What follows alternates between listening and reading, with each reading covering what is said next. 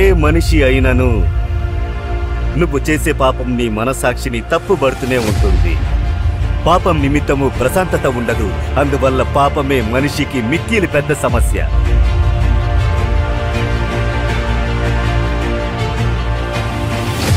తన పాపాన్ని తెలుసుకుని మారు మనసు పొంది ప్రకటించకుండా ఎన్ని పరిహారాలు చేసినను, ఎన్ని దాన ధర్మాలు చేసినను క్షమాభిక్ష ఉండదు. ఆ పాపం వెంబడిస్తూనే ఉంటుంది. సరదాగా తాగడం ప్రారంభించాను, సరదాగా మత్తు పదార్థాలు ఉపయోగించడం ప్రారంభించాను. ఈరోజు జీవితమే పోయింది. నేను వదలలేకపోతున్నాను. మీ వ్యాధిని గుణపరచడానికి 2000 సంవత్సరాలకు ముందు ఆయన శిలువలో గాయాలను స్వీకరించారు. మీ పైన ఉంచిన ప్రేమ, మీ కుటుంబ శాపాన్ని, పారంపర్య శాపాన్ని వెంబడిస్తూ వస్తున్న తరతరాల శాపాన్ని మార్చి మిమ్మల్ని ఆశీర్వదించడానికి శిలువలో ఆయన శాపమయ్యారని లేఖనము చెబుతోంది. మీ వ్యాధులు గుణపరచడానికి శరీరంలో గాయాలను ఆయన స్వీకరించారు. జీవితంలో మోసపోయి ఓటమి కారణంగా మనసు విరిగి వచ్చారా? దేవుడు యేసు చెబుతున్నారు, ఈ రోజు మీ దుఃఖం సంతోషంగా మారును.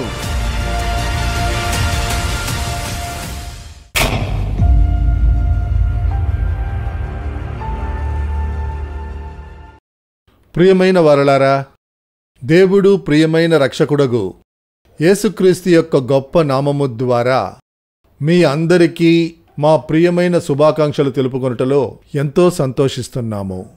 ఇది అద్భుతాల పండగ. మీకు ఒక అద్భుతం చేయుట కొరకే దేవుడు ఈ అద్భుతాల పండుగను ఏర్పాటు చేశారు. మీరు అనుకోకుండా ఈ అద్భుతాల పండుగను చూచుట లేదు. యెహోవానే మీరు చూసేలా చేసి ఉన్నారు. ఆయనే మిమ్మల్ని ఈ కార్యక్రమంలో కలిపి ఉన్నారు. కారణం, ఆయన తీర్మానించారు మీకు ఈరోజు ఒక అద్భుతం చెయ్యాలి అని. కావున ఎవరెవరు ఈ కార్యక్రమాన్ని చూస్తూ ఉన్నారో వారిలో ప్రతి ఒక్కరికి ఖచ్చితంగా దేవుడు అద్భుతం చేసి మీ దుఃఖాన్ని సంతోషంగా మారుస్తారు. విశేషంగా క్రైస్తవులు కాని సహోదరీ సహోదరులు చాలామంది ఈరోజు కొత్తగా కార్యక్రమాన్ని చూస్తున్నారు. యేసుక్రీస్తు అధికంగా మిమ్మల్ని ప్రేమిస్తున్నారు, మీకు అద్భుతం చేయాలని ఇష్టపడుతున్నారు. కావున ఏదో ఒక మార్గంలో ఈ అద్భుతాల పండుగను చూడ్డానికి ఆయన మీకు ఒక అవకాశాన్ని ఏర్పరిచి ఇచ్చి ఉన్నారు. మీ పక్కకి యేసు ఇప్పుడే వచ్చేశారు. ఈ కార్యక్రమం ముగిసే లోపు మీరు ఖచ్చితంగా అద్భుతాలను పొందుతారు. విశ్వాసముతో, ప్రార్థనతో ఎదురు చూస్తూ ఈ కార్యక్రమాన్ని చూడండి. ఖచ్చితంగా దేవుడు మీకు అద్భుతం చేసి మీ అందరి కన్నీటిని దేవుడు తుడుస్తారు. ప్రియమైన దేవుని బిడ్డలారా, మనం మాత్రం అద్భుతాన్ని పొందితే చాలదు. మనకు తెలిసిన చాలామంది పాపపు బానిసత్వంలో ఉన్నారు, వ్యాధి పిడికిలిలో ఉన్నారు, దెయ్యాలు పట్టి పీడిస్తూ ఉన్నాయి. వారికి వెంటనే ఫోను ద్వారా ఈ కార్యక్రమాన్ని చూడమని ఉత్సాహపరచండి. మాకు వచ్చే సాక్షులలో ఎంతోమంది సాక్ష్యాలు ఇతరులు చెప్పి చూసినందువల్ల అద్భుతాలను పొందియున్నారు. కావున మీకు తెలిసిన బాధలు పడుతున్న వారికి ఈ కార్యక్రమాన్ని చూడమని చెప్పి ఉత్సాహపరచండి. వారికి దేవుడు అద్భుతాలను చేస్తారు. మీరు ఏ రాష్ట్రంలో ఉన్నా, మీరు ఏ ప్రదేశంలో ఉన్నా, మీ దగ్గరే యేసు ఉన్నారు. ఖచ్చితంగా మీకు అద్భుతం చేసి మిమ్మల్ని సంతోషపరుస్తారు. కుటుంబంతో దేవుని సమూహంలో ఉండడం మనకి ఆశీర్వాదమైన కార్యము. లేఖన పుస్తకముతో కుటుంబ పెద్ద, ఆ పెద్ద యొక్క భార్య, పిల్లలు అందరూ భయభక్తితో ఆయన సమూహంలో కూర్చొని ఈ కార్యక్రమాన్ని చూడండి. దేవుని ప్రసన్నత మీ ఇళ్లలోకి వచ్చును. యెహోవా ప్రసన్నత ఉన్న ప్రదేశంలో పర్వతం లాంటి సమస్య వచ్చినా మంచులా కరిగిపోతుంది. కావున దేవుని సమూహంలో భయభక్తితో, బైబిల్తో మీరు అందరూ ఆతృతగా వేచి ఉండండి. అనవసరంగా లేచి వెళ్లడం మానేయండి. దేవుడు ఖచ్చితంగా మీకు అద్భుతం చేస్తారు. మీ యొక్క విశేషమైన ప్రార్థన అవసరతలను మా ఫోన్ నెంబర్లకి మీరు పంపించవచ్చు. స్క్రీన్ మీద ఈ నెంబర్ని మీరు చూస్తున్నారు. 0463393535 0463392200.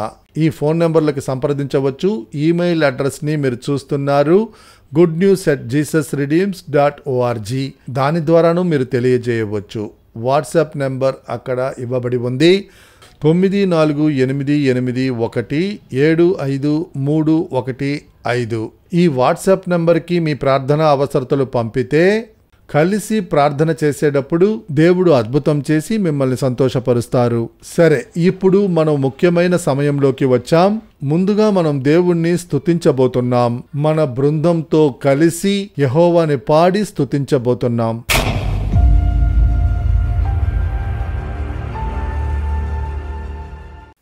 హల్లెలూయా. లోకరక్షకుడును మన ప్రభువునైన యేసుక్రీస్తు నామంలో ఈ అద్భుతాల పండుగకు మీ అందరినీ కూడా ప్రేమతో ఆహ్వానిస్తున్నాం. ఈరోజు ఒక గొప్ప రోజు, ఈరోజు ఒక మంచి రోజు.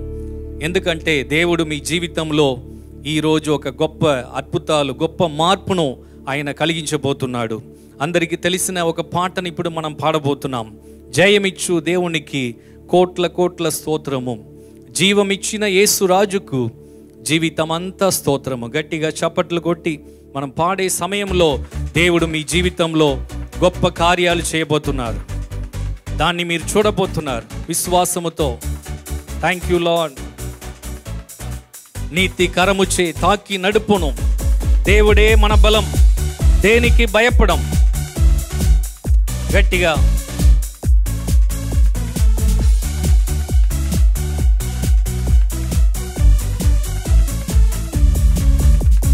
జయమునిచ్చు దేవునికి కోట్ల కోట్ల స్తోత్రం, జీవమిచ్చిన యేసురాజునకు జీవితమంతా స్తోత్రం.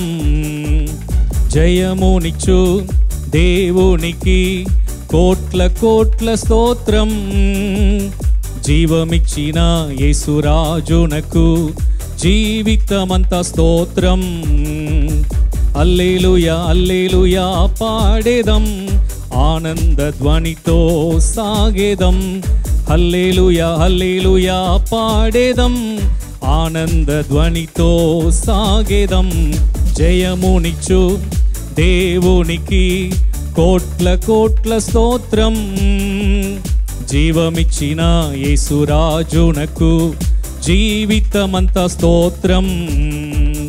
నీతి కరముచే తాకి నడుపునో, నీతి కరముచే తాకి నడుపునో.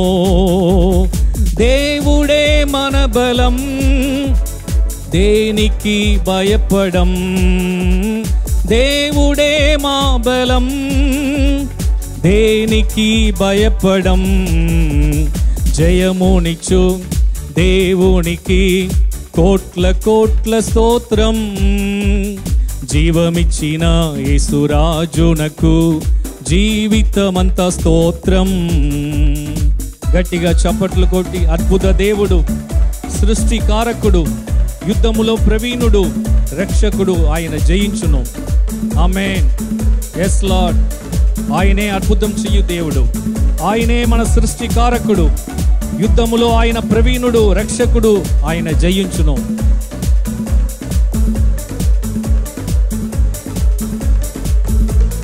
అద్భుత దేవుడు, సృష్టికారకుడు, అద్భుత దేవుడు, సృష్టికారకుడు, యుద్ధములో ప్రవీణుడు, రక్షకుడు, జయించును. ఆ యుద్ధములో ప్రవీణుడు, రక్షకుడు, జయించును. జయమునిచ్చు దేవునికి కోట్ల కోట్ల స్తోత్రం, జీవమిచ్చిన యేసురాజునకు జీవితమంతా స్తోత్రం. గట్టిగా చప్పట్లు కొట్టి, నిజమైన దేవుడు, సత్యవంతుడు, కాపాడువాడు, ఆయన కునుగడు, ఆయన నిద్రించడు. ఆమేన్. ఆయనే యేసయ్యే నిజమైన దేవుడు, ఆయనే సత్యవంతుడు. Yes lord. మనల్ని కాపాడువాడు.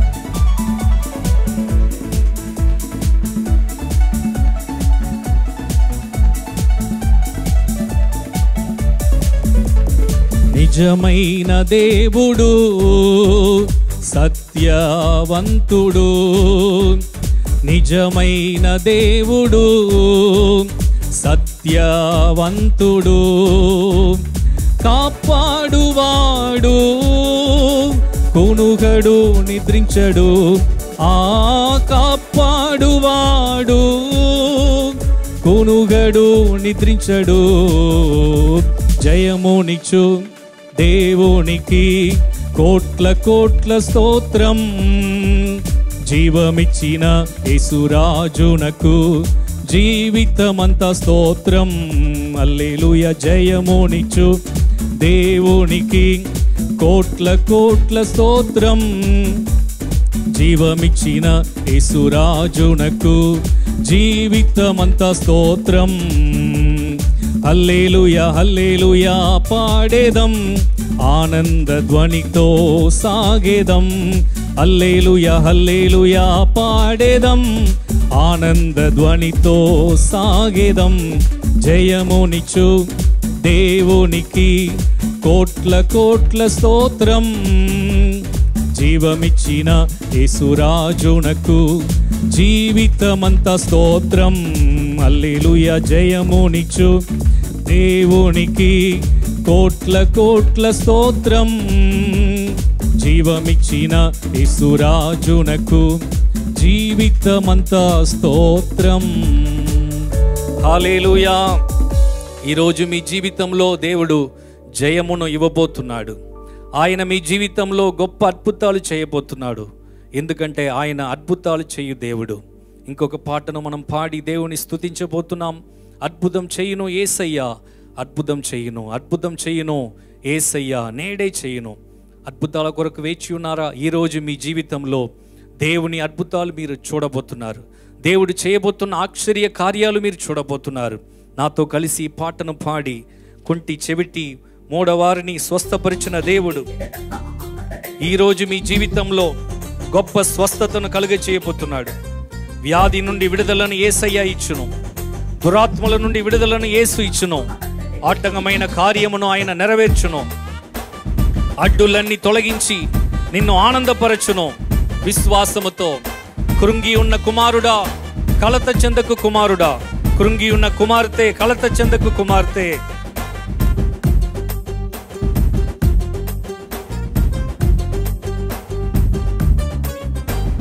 అద్భుతం చేయును యేసయ్యా, అద్భుతం చేయును, అద్భుతం చేయును యేసయ్యా, నేడే చేయును. అద్భుతం చేయును యేసయ్యా, అద్భుతం చేయును, అద్భుతం చేయును యేసయ్యా, ఇప్పుడే చేయును. కృంగి ఉన్న కుమారుడా కలత చెందకు, కుమారుడా కృంగి ఉన్న కుమార్తె కలత చెందకు, కుమార్తె కృంగి ఉన్న కుమారుడా కలత చెందకు, కుమారుడా కృంగి ఉన్న కుమారి కలత చెందకు, కుమారి. అద్భుతం చేయును యేసయ్యా, అద్భుతం చేయును, అద్భుతం చేయును యేసయ్యా, నేడే చేయును. అద్భుతం చేయును యేసయ్యా, అద్భుతం చేయును, అద్భుతం చేయును యేసయ్యా, ఇప్పుడే చేయును. వ్యాధి నుండి విడుదలను యేసు ఇచ్చును, దురాత్మ నుండి విడుదలను యేసు ఇచ్చును. వ్యాధి నుండి విడుదలను యేసు ఇచ్చును, బాధ నుండి విడుదలను యేసు ఇచ్చును. అద్భుతం చేయును యేసయ్యా, అద్భుతం, అద్భుతం చేయును యేసయ్యా, నేడే చేయును. అద్భుతం చేయును యేసయ్యా, అద్భుతం చేయును, అద్భుతం చేయును యేసయ్యా, ఇప్పుడే చేయును. విశ్వాసముతో ఆటంకమైన కార్యములను నెరవేర్చును, అడ్డులన్నీ తొలగించి నిన్ను ఆనందపరచును. నీ జీవితంలో ఆటంకమైన కార్యాలని దేవుడు ఈరోజు నెరవేర్చబోతున్నాడు. విశ్వాసముతో దేవుని మహిమపరచు. ఎస్, అడ్డులన్నీ తొలగించి నీ జీవితంలో గొప్ప ఆనందము దేవుడు కలిగించబోతున్నాడు.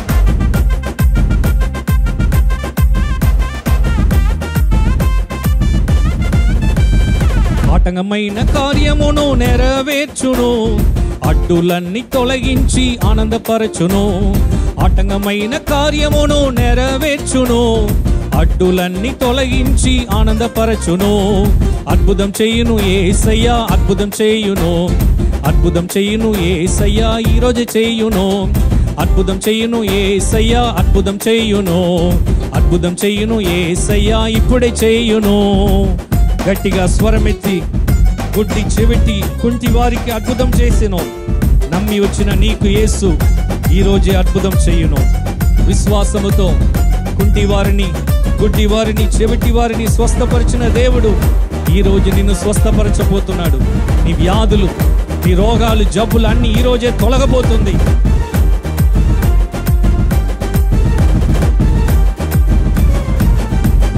గుడ్డి చెవిటి కుంటి వారికి అద్భుతం చేసేను. నమ్మి వచ్చిన నీకు యేసు అద్భుతం చేయును. గుడ్డి చెవిటి కుంటి వారికి అద్భుతం చేసేను. నమ్మి వచ్చిన నీకు యేసు అద్భుతం చేయును. అద్భుతం చేయును యేసయ్యా, అద్భుతం చేయును. అద్భుతం చేయును యేసయ్యా, ఇప్పుడే చేయును. అద్భుతం చేయును యేసయ్యా, అద్భుతం చేయును. అద్భుతం చేయును యేసయ్యా, నేడే చేయును. అద్భుతం చేయును యేసయ్యా, అద్భుతం చేయును. అద్భుతం చేయును యేసయ్యా, నేడే చేయును. అద్భుతం చేయును యేసయ్యా, అద్భుతం, ఎస్, అద్భుతం చేయును యేసయ్యా, ఈరోజే చేయును. అద్భుతం చేయును యేసయ్యా, అద్భుతం చేయును. అద్భుతం చేయును యేసయ్యా, నీకు చేయును. అద్భుతం చేయును యేసయ్యా, అద్భుతం చేయును. అద్భుతం చేయును యేసయ్యా, ఇప్పుడే చేయును. విశ్వాసముతో మన యొక్క హస్తాలు పైకెత్తి, యేసయ్యా నీవు అద్భుతాలు చేయు దేవుడు, అద్భుతాల కొరకు నేను వేచి ఉన్నాను తండ్రి.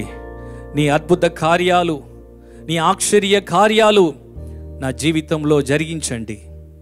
ఈరోజే ఒక అద్భుతాన్ని, ఒక ఆశ్చర్యమును నేను చూడడానికి కృప చూపండి. నీ చేతిలో నన్ను అప్పగిస్తున్నాను తండ్రి. ప్రభువా, ఈ కార్యక్రమాన్ని వీక్షిస్తున్న ప్రతి ఒక్కరిని అప్పగిస్తున్నాము. ఈరోజే ఒక అద్భుతాన్ని, గొప్ప కార్యాన్ని చేయమని ప్రార్థించి వేడుకుంటున్నాము తండ్రి. ఆమేన్.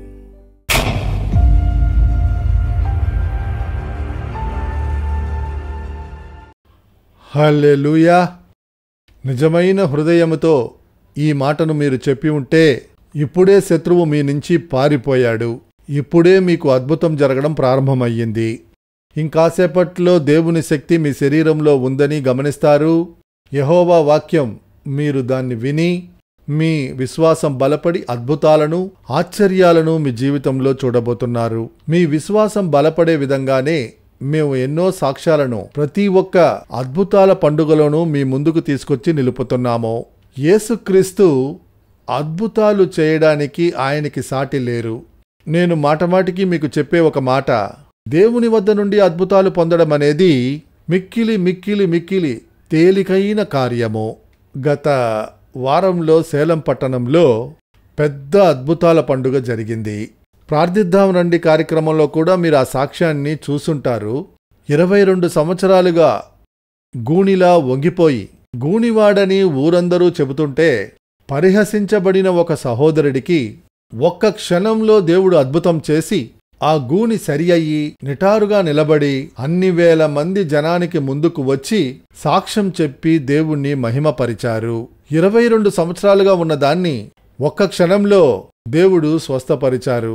అదే దేవుడు మీకు అద్భుతం చేస్తారు. అదే మీటింగ్లోనే ఇంకొక సహోదరి 35 సంవత్సరాలుగా మనోవేదనతో బాధపడుతూ పిచ్చిదానిలాగా రక్షణ లేని పరిస్థితిలో తిరుగుతూ ఉన్న ఆవిడ అనుకోకుండా ఆ మీటింగ్కి వచ్చారు. దేవుడు పేరు చెప్పి పిలిచి అద్భుతంగా స్వస్థపరిచి చక్కగా తెలివిగలవారుగా మారి ఆ సాక్ష్యాన్ని ఆవిడ చెప్పారు. ప్రియమైన దేవుని బిడ్డలారా, ఎందుకిది మీకు చెబుతున్నానంటే, ఎన్ని సంవత్సరాల సమస్య అయినా, ఎంత జటిలమైన సమస్య అయినా మన దేవునికి ముందు అది ఏమీ లేదు.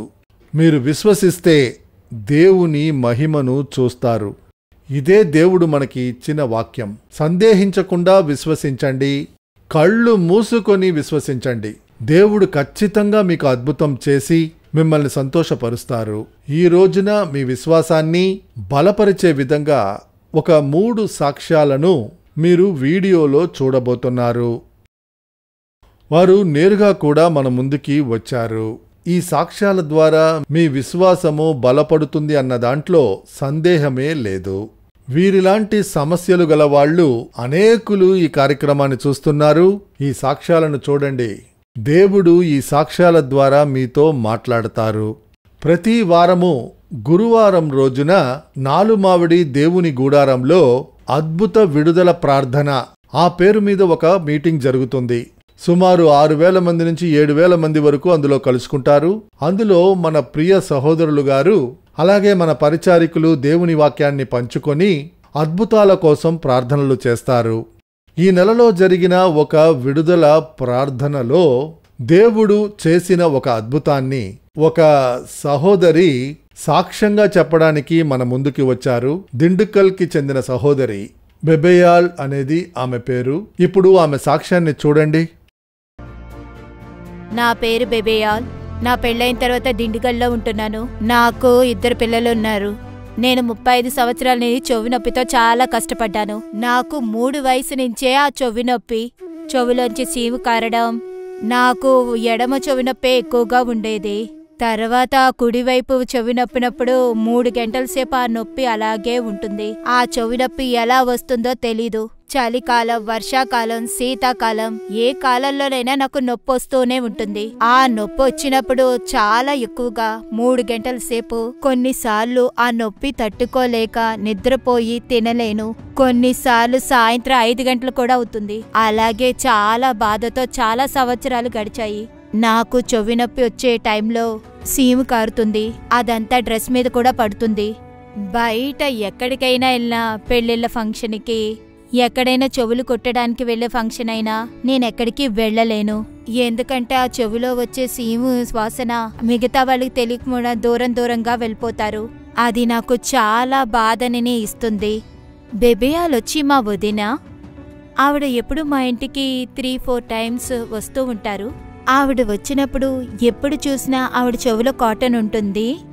కాటన్తో వస్తారు. లోపలికి వచ్చినప్పుడు ఆ చెవి నొప్పితోనే వస్తారు. చెవి నొప్పి ఎక్కువైందంటే ఆవిడకి బాగా టెన్షన్ ఎక్కువ అవుద్ది. అందువల్ల ఆవిడ నాతో ఎక్కువగా బయటకు వచ్చేది కాదు. ఈ చెవి నొప్పి వల్ల ఐస్ క్రీమ్స్, కూల్ డ్రింక్స్, నీళ్ల కాయగూరలు, సొరకాయ, చౌచౌ ఏది తిన్నా సరే చెవి నొప్పి ఎక్కువగా వస్తుంది. ఈ నార్మల్గా బాధపడ్డం కంటే ఎక్కువగా బాధ మరణ బాధ అని కూడా చెప్పచ్చు. నేను స్నానం చేసిన తర్వాత తలలో నీళ్లు వెళ్ళిపోయి నొప్పి ఎక్కువైపోయి చెవి నుంచి నీరు రావడం స్టార్ట్ అవుతుంది. ఒక మాత్ర వేసుకోవడానికి చాలా మాత్రలు వేసుకుని చచ్చిపోదాం, ఈ నొప్పి భరించే కన్నా చచ్చిపోవడమే ఈజీ అని అలా అనుకుని ఉండేదాన్ని. ఈ చెవి నొప్పి వల్ల నేను వెళ్ళలేని హాస్పిటల్ అంటూ ఏవీ లేవు.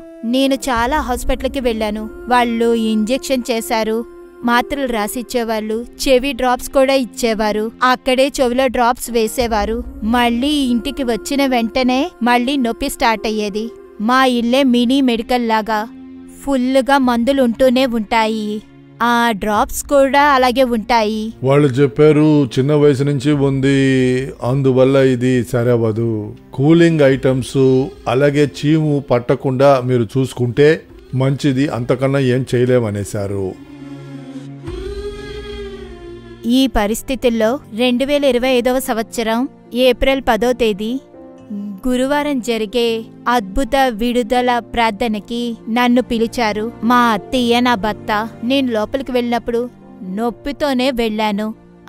ఆ రోజు మోహన్ అన్నయ్య వచ్చారు. వచ్చి ప్రార్థన చేశారు. మోహన్ అన్నయ్య ప్రార్థన చేస్తున్నప్పుడు ఈ నొప్పి అంతా పోతుంది.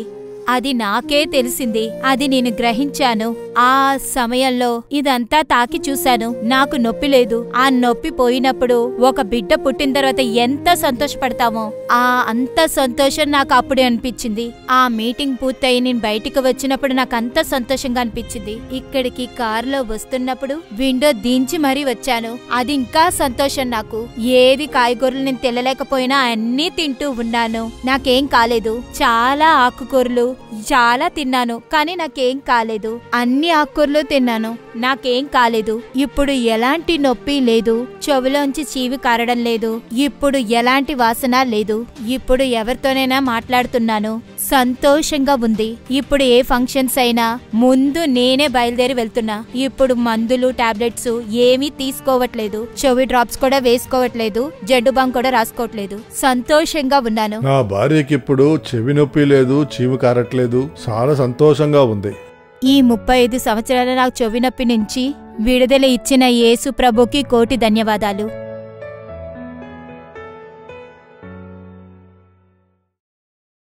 ఎంత గొప్ప అద్భుతాన్ని దేవుడు చేశారు. 35 సంవత్సరాలు. కొంతమంది చెవి నొప్పి తగ్గింది అని వచ్చి సాక్ష్యం చెబితే చాలా సాధారణంగా తీసుకుంటారు. ఇదంతా ఒక సాక్ష్యమా అంటారు. తలనొప్పి జ్వరము తనకు వస్తేనే తెలుస్తుంది. ఆవిడ చెప్పారు చూడండి, ఈ నొప్పితో బాధపడ్డానికన్నా చచ్చిపోతే బాగుంటుంది, అంత బాధ. దేవుడు అద్భుతంగా ఒక్క క్షణంలో గుణపరిచి సాక్ష్యంగా నిలబెట్టారు. ఆ సహోదరి ఇప్పుడు మన ముందుకొచ్చారు. సిస్టర్, 35 సంవత్సరాలుగా బాధపడుతూ ఉన్నారు. అవునయ్యా. పక్కన పెట్టుకోండి. ఏ చెవిలో సమస్య? ఎడమ చెవిలోనే సార్. ఓ, ఈ చెవి అన్నమాట. అవును. మీకు 3 ఏళ్ల అప్పటి నుంచి. ఇప్పుడు మీ వయసు ఎంత? 38 సంవత్సరాలు. 38 అంటే 35 సంవత్సరాలు అంటే 3 సంవత్సరాలప్పుడు ప్రారంభమైంది. అవునయ్యా. యవ్వన దినములు అన్నిటినీ దీంతోనే గడిపారన్నమాట. చిన్న వయసులో చాలా బాధపడ్డాను. ఓ, అందరూ హ్యాపీగా ఉండేవారు, నేను మాత్రం బాధపడేదాన్ని. సరే సరే. కానీ ఆ బాధంతా దేవుడు సంతోషంగా మార్చారు. నాలుగు మావిడికి మీరు మొదటిసారి వచ్చారా? అవును. అంతకు ముందు రాలేదు. ఆ రోజు ఒక్క క్షణంలో గుణమైపోయింది. అవును. ఎందుకు ఆ బొగ్గ మీద కొట్టుకొని చూశారు? ఎందుకంటే అది నా బలహీనం. అది నేనొచ్చి నిజంగానే విడుదల దొరికిందని తాకి చూశాను. అక్కడ మీకు నొప్పిగా ఉంటుందా? ఇక్కడంతా నాకు నొప్పి ఎక్కువ. నొప్పిగా ఉంటుంది. ప్రార్థిస్తూ ఉంటే అలా తొలగిపోయిందన్నమాట. దేవుని ప్రసన్నతకు ముందు ఆ నొప్పి నిలబడలేకపోయింది. నొప్పి పోయింది. ఆ చీము కారడం అదంతా ఆ క్షణంలోనే అవును, అది మాయమైపోయింది. ఇంకేదైనా సమస్యలు మీకు ఉండేవా? నేను చెవిలో కాటన్ పెట్టుకుని ప్రార్థనకు వచ్చేదాన్ని. సరే, చెవి వినిపించడంలో ఏదైనా సమస్య ఉండేదా? అవును, చెవి వినికిల్లో కూడా సమస్య ఉంది. సరిగా వినపడేది కాదు. చెవికి ఏదైనా అయితే వినలేను. సరే, ఇప్పుడు బాగా వినిపిస్తుంది. బాగా వినిపిస్తుంది. అవును, 35 సంవత్సరాల తర్వాత ఇప్పుడు బాగా వినిపిస్తుంది. చూసారా, ఈవిడికి అద్భుతం చేసిన దేవుడు ఈ రోజుకి జీవము గలవారుగా ఉన్నారు. ఎంత సంతోషంతో ఇక్కడికి ఆవిడ వచ్చారు చూసారా. ఈ సాక్ష్యాన్ని చెప్పడానికే దిండుక్కల్ నుంచి వచ్చారు. చూసారా, మరణ అవస్థ. కొంతమందికి చాలా రోజులు గడిచిపోయిందంటే దాని మీద ఇంకా ధ్యాస ఉండదు. సరే, జీవితాంతం ఇంతే అనుకుంటారు. ముందేమో బాగానే ప్రార్థన చేస్తారు, కొద్ది సంవత్సరాలు అయిపోతే దాంతో అలవాటు పడిపోతారు. 35 సంవత్సరాలు అయినా సరే దాంట్లో ఆవిడికి దాహం ఉంది. ఖచ్చితంగా స్వస్థత పొంది తీరాలి. ఎన్ని సంవత్సరాలైతే ఏంటి, దేవుని వద్ద స్వస్థత పొంది తీరాలి అని దృఢంగా ఉన్నారు. ఈ సహోదరికి అద్భుతం చేసిన దేవుడు మీకు చేస్తారు. చాలా సంతోషం. వెళ్ళండమ్మా. God bless you. ప్రియమైన యెహోవా బిడ్డలారా, మీరు కూడా ఎన్నో సంవత్సరాలుగా ఎన్నో సమస్యలతోనూ ఎన్నో వ్యాధులతోనూ మీరు కలత చెందుతూ ఉండొచ్చు. కలత చెందకండి, యెహోవాని పిలవండి. ఈవిడ ఇంకేమీ చేయలేదు, దేవుణ్ణి పిలిచారు. ప్రార్థన చేస్తూ ఉన్నప్పుడే ఆ వేదన, నొప్పి కొద్ది కొద్దిగా తగ్గి సంపూర్ణమైన స్వస్థతను పొందడానికి దేవుడు సహాయం చేశారు. సరే, ఇప్పుడు ఇంకొక సాక్ష్యాన్ని మనం చూడబోతున్నాము. జయమాధురి అద్భుత మహోత్సవం ప్రత్యక్ష ప్రసారంలో దేవుడు చేసిన ఒక అద్భుతం. ఒక మంచి సహోదరి, KGFకి చెందిన సహోదరి, ఆమె పేరు శాంట్రో అంట. ఆమెకు ఉన్న ఒక భయంకరమైన పోరాటం, భయంకరమైన సమస్య నుండి దేవుడు విడుదల ఇచ్చియున్నారు. ఆ వీడియోని మీరు చూడబోతున్నారు. ఆవిడ కూడా మన ముందుకు వచ్చి మనతో మాట్లాడతారు. నా పేరు శాండ్రో. నేను KGFలో ఉంటాను. నాకు పెళ్ళయి 3 అమ్మాయిలున్నారు. మేము ఆసీ సభకి చెందిన వాళ్ళం. మేం చర్చికంతా వెళ్ళాం. ప్రేయర్ అంతా మేం చెయ్యం. నాకు ఇంతవరకు యేసు గురించి పూర్తిగా తెలియదు. ఆయన ఈ లోకానికి ఎందుకొచ్చారో కూడా నాకు తెలీదు. నాకు తెలిసినంతవరకు ఆయన మాద కొడుకు, అంతే. ఇది మాత్రమే నాకు తెలుసు. అలాగే మా లైఫ్ ఉంది. 7 సంవత్సరాలుగా నాకు ఒక సమస్య ఉంది. అదేంటంటే 3 పూట్ల తింటే నాకు వామిట్ వస్తుంది.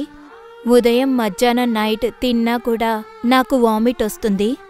అది దానంతటది రాదు. నేను వేలు పెడితేనే అది వస్తుంది.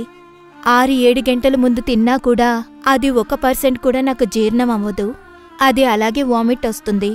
అలాగే నేను ఈ సమస్యతో 7 సంవత్సరాలు చాలా కష్టపడ్డాను. దీనివల్ల నా శరీరం ఏమైందంటే ఉండి నేను చాలా సన్నగా అయిపోయాను. నేను నా వెయిట్ చెక్ చేసుకుంటే 27-28 kgs ఉన్నాను. నేను బోన్ వెయిటే ఉన్నాను. ఇంకా నా శరీరంలో ఏదీ లేదు. చూసేవాళ్ళందరూ నన్ను హేళన చేసేవారు. ఇలాంటి దారుణమైన పరిస్థితుల్లో నేను ఉన్నప్పుడు ఈ ఇంటి పని కూడా నేను సరిగ్గా చేసేదాన్ని కాదు. ఇందువల్ల నేను నైట్లో సరిగ్గా నిద్రపోయేదాన్ని కాదు.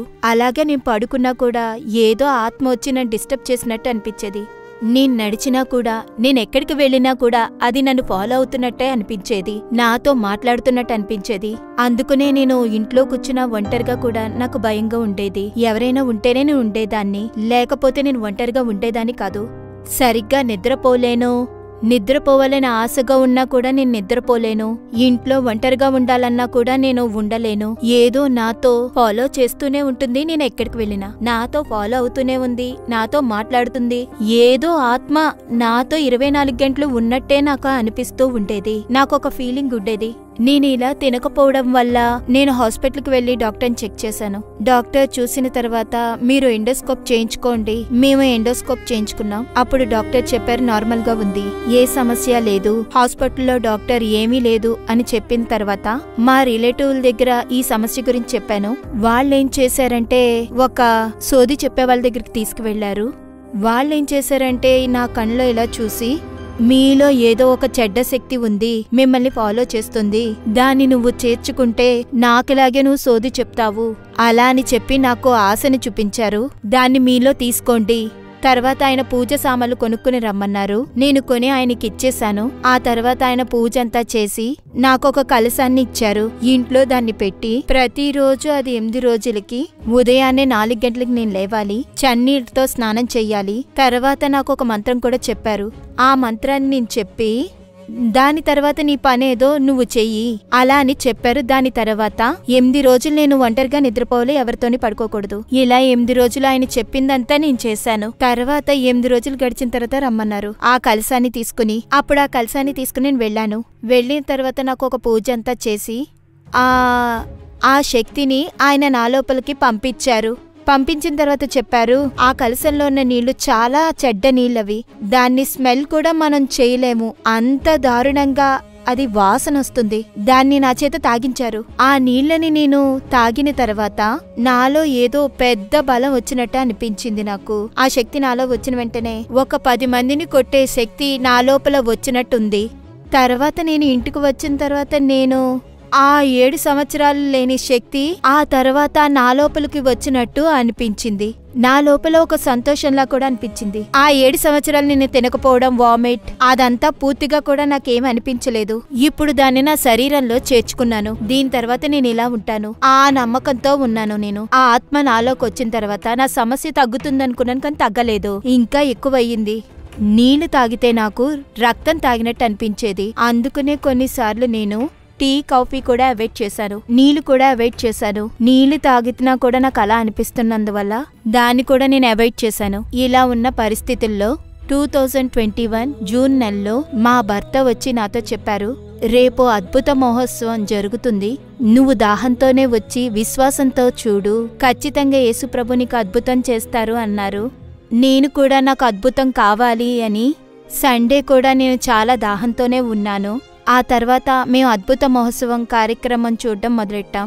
అప్పుడు మోహన్ అన్నయ్య టీవీలో ప్రార్థన చేస్తున్నప్పుడు అప్పుడు మోహన్ అన్నయ్య ముందుగా చెప్పారు, ముందు వచ్చి మీ పాపాలని ప్రకటించండి, యేసుని మీ ముందు నిలిపి మీ పాపాలని తెలియజేయండి అలా అని చెప్పారు. ఆ తర్వాత నేను యేసు ప్రభుకి నా పాపాల్ని ప్రకటించాను. యేసయ్యా, నీకు ఇష్టం లేని చోటుకు వెళ్ళింది, నేను చేసింది తప్పే. నేను కన్నీటితో యేసుప్రభుకి ప్రార్థన చేస్తున్నప్పుడు నాలో ఏదో ఒక మంచులాగా నా లోపలికి వచ్చినట్టు నేను గ్రహించాను. దాని తర్వాత ఏం జరిగిందో నాకు తెలియలేదు. నేను కాసేపు కూర్చున్నాను. మరుసటి రోజు నా ప్రేయర్ అయిన తర్వాత మా ఆయన నన్ను చాలా ఫోర్స్ చేశారు. యేసయ్యా, నీకు నిన్నే అద్భుతం చేసేశారు, ఈ రోజు నువ్వు కొంచెం తిను అని చెప్పారు. అయితే నేను కూడా కొంచెం తిందాము అని చెప్పి నేను కొంచెం తిన్నాను. 7 సంవత్సరాలు నేను తినలేని మామిడి పండు ఆ రోజు తిన్నాను. తిన్న తర్వాత నేను కాసేపు సోఫాలో పడుకున్నాను. పడుకున్న తర్వాత నేను డీప్ స్లీప్లోకి వెళ్ళి నా కడుపులో ఏదో వెళ్ళిపోయినట్టు నాకు అనిపించింది. నాకేమైందో తెలియలేదు. వెంటనే లేచాను. లేచిన వెంటనే నాకు పెద్ద తేన్పు. ఆ తేన్పు నాకు ఎప్పుడు వచ్చింది కూడా లేదు. కానీ ఆ రోజు నాకు పెద్ద తేన్పు వచ్చేటప్పుడు నాలో ఉన్న ఏదో ఒక నల్లటి రూపం ఏదో వెళ్ళినట్టు నేను గ్రహించాను. వెళ్ళిన తర్వాత నాకు వామిట్ వచ్చినట్టుగా అనిపించింది. ఆ తర్వాత నేను వామిట్ చేసుకుందామని వెళ్ళి ప్రయత్నించాను. నాకు వామిటే రాలేదు. ఆ తర్వాత నేను చాలా సంతోషపడ్డాను. యేసయ్య నాకు అద్భుతం చేశారని నేను విశ్వసించాను. యేసయ్య నాకు పెద్ద అద్భుతం చేశారు. ఆ నైట్ నేను తిన్నాను. నాకు వామిట్ రాలేదు. ఆ రోజు నైట్ నేను బాగా నిద్రపోయాను. నాకు ఎలాంటి డిస్టర్బెన్స్ కూడా లేదు. నేను నైట్ నిద్రపోయి ఉదయాన్నే లేచాను. నాలో ఏ సాతాను పోరాటం క్రియ ఏమీ లేవు. ఆ తర్వాత నేను ఉదయం తిన్నాను, మధ్యాహ్నం తిన్నాను, రాత్రి తిన్నాను. నాకు వామిటే రాలేదు. నేనే వామిట్ చేసుకుందామని ప్రయత్నించినా కూడా నాకు వామిటే రాలేదు. యేసయ్య నాకు విడుదలిచ్చి 3 సంవత్సరాలు అయ్యింది. ఇప్పుడు ఎలాంటి వామిట్ రావట్లేదు. నేను 3 పూట్ల బాగా తింటున్నాను. బాగా హెల్తీగా కూడా ఉన్నాను. ఈ ఇంట్లో పనులు కూడా నేనే చేసుకుంటున్నాను. ఇప్పుడు ఎలాంటి సాతాను క్రియలు ఫాలో చేయడం, మాట్లాడేది అలాంటిదేమీ లేదు కూడా. పదే పదే మోహనని చెప్తారు, యేసయ్యకి ఇష్టం లేని ఫోటోలు ఉంటే అవి వెంటనే తీయండి అని చెప్పారు. ఆ తర్వాత యేసయ్యకి ఇష్టం లేని ఫోటోలు బోల్డున్నాయి మా ఇంట్లో. జాతకం కూడా ఉన్నాయి. పిల్లలు జాతకం అవన్నీ తీసి ఇల్లంతా క్లీన్ చేసి బయట విసిరీసాం కూడా. ఇప్పుడు ఇండ్లంతా వచనాలతోనే నిండిపోయింది. ఇప్పుడు నా వైఫ్ బాగుంది, బాగా తింటుంది, పనులన్నీ తానే చేసుకుంటూ ఉంది. ఇప్పుడు మా మమ్మీ చాలా బాగున్నారు. ఆవిడ పనులు ఆవిడే చేసుకుంటున్నారు. మమ్మల్ని బాగా చూసుకుంటున్నారు. 7 సంవత్సరాల పిశాచి పోరాటం నుంచి యేసయ్య నాకు విడుదలిచ్చినందుకు కోటి ధన్యవాదాలు.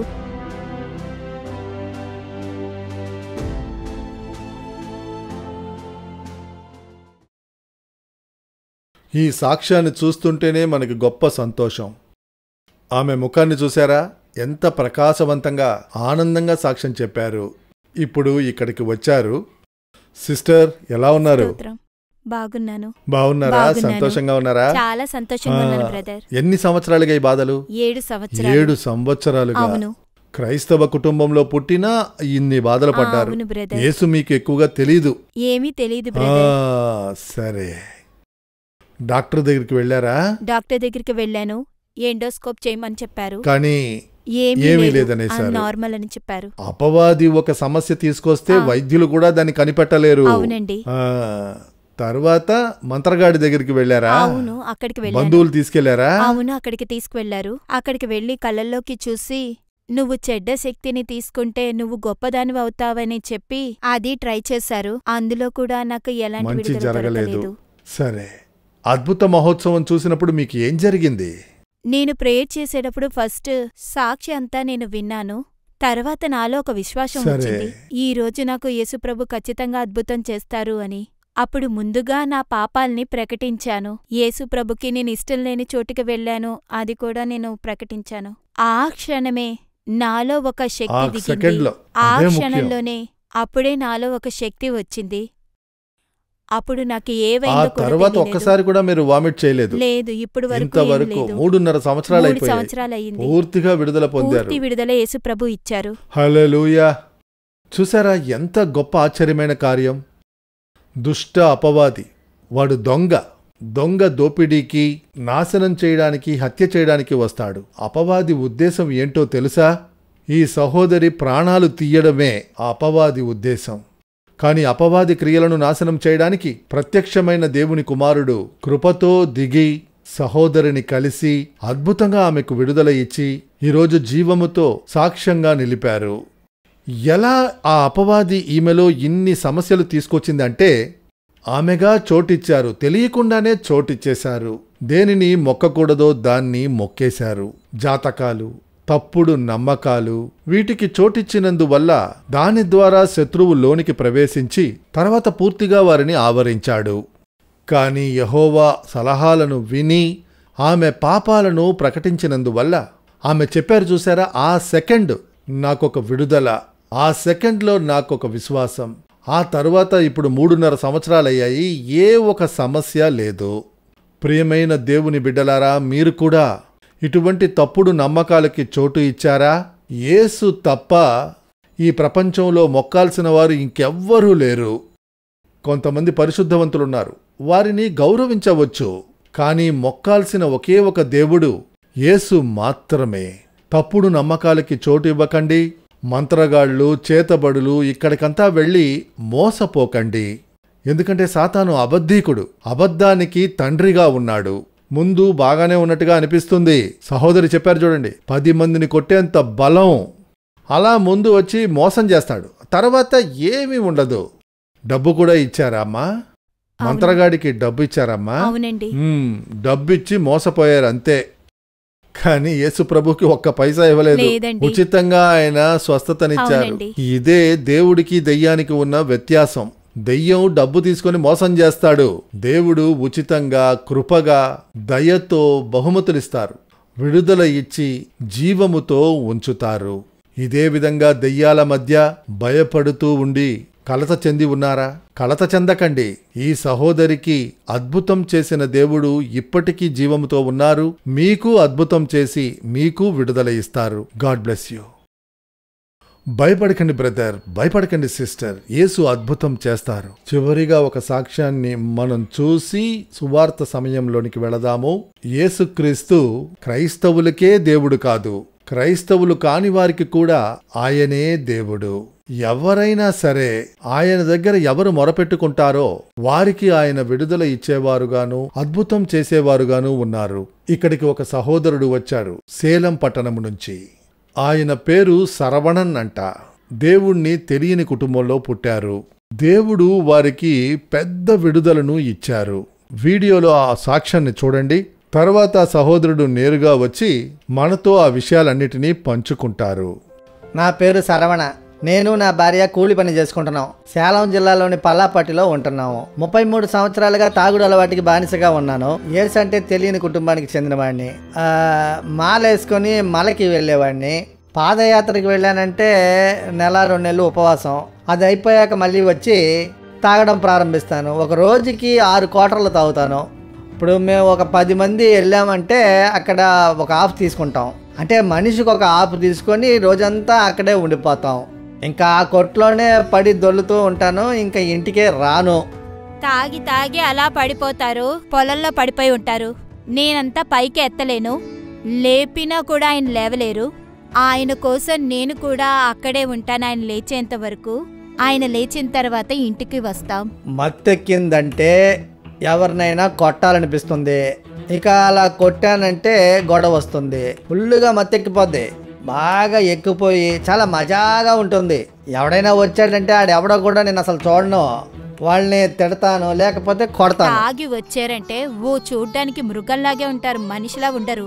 అదే సింహంలా ఉంటారు. వచ్చారంటే నాకు భయంగా ఉంటుంది. కాళ్ళు చేతులు ఆడవు. వచ్చినప్పుడే ఎందుకు తాగి వచ్చారంటే నన్ను కొడుతూనే ఉంటారు. ఒకసారి నన్ను కొట్టినప్పుడు ఈ కంటి మీద నాకు దెబ్బ తగిలింది. ఎప్పుడైనా లైట్ ఆఫ్ చేసి బెడ్షీట్ వేసి కొడతారు. బెడ్ తీసి గొంతు మీద పెట్టి నొక్కుతారు. చచ్చిపో, ఎందుకు బతుకున్నా అని అంటారు. టీవీ పగలగొట్టారు, స్విచ్ బాక్స్ కూడా పగలగొట్టారు. అన్ని వస్తువుల్ని పాడు చేశారు. ఏంటయ్యా ఇలా తాగి వస్తున్నా, నా మనసు బాధగా ఉంటుంది అలా చెప్పినప్పుడు నా చెంప మీద కొట్టారు. చెవులీలు పోయినాయి. అయ్యో చెవులి విరిగిపోయిందని అంటే అప్పుడు ఒక చెవులియే కదా విరిగింది, ఇంకొకటి కూడా అని చెప్పి ఇక్కడ కొట్టారు. తాగకుండా ఉన్నానంటే నాకు ఒళ్ళంతా తిరిగిపోద్ది, నరాలు లాగుతాయి, మైండ్ మారిపోద్ది. తాగానంటేనే రిలాక్స్ అవుతాను. ఒక పూట తినకపోయినా పర్వాలేదు కానీ తాగకుండా ఉండలేను. తాగితేనే నాకు 2 జీవం వచ్చినట్టుగా అనిపిస్తూ ఉంటుంది. నా భర్త వచ్చి ఒక రోజుకి 700 సంపాదిస్తారు. ఫుల్లుగా తాగి వస్తారు. నేను అడిగితే నేను సంపాదిస్తున్నాను, నేను తాగుతానంటారు. నీకెందుకు అని అంటారు. మా ఆయన తాగడం వల్ల మా కుటుంబంలో ఉన్న బంధువులు అందరూ మమ్మల్ని వదిలేసుకున్నారు. నీ భర్త తాగుతున్నాడు కదా అని ఎలాంటి గౌరవం మర్యాద ఇవ్వకుండా ఫంక్షన్ కూడా పిలవట్లేదు. అప్పుడు కూడా నేను బాధపడుతూ ఇంట్లో ఉంటాను. మా ఆయన ఇలా తాగడం వల్ల నా మనసు చాలా బాధపడి ఆత్మహత్య ప్రయత్నం చేశాను. రైల్ ట్రాక్ లో వెళ్లి పడిపోయాను.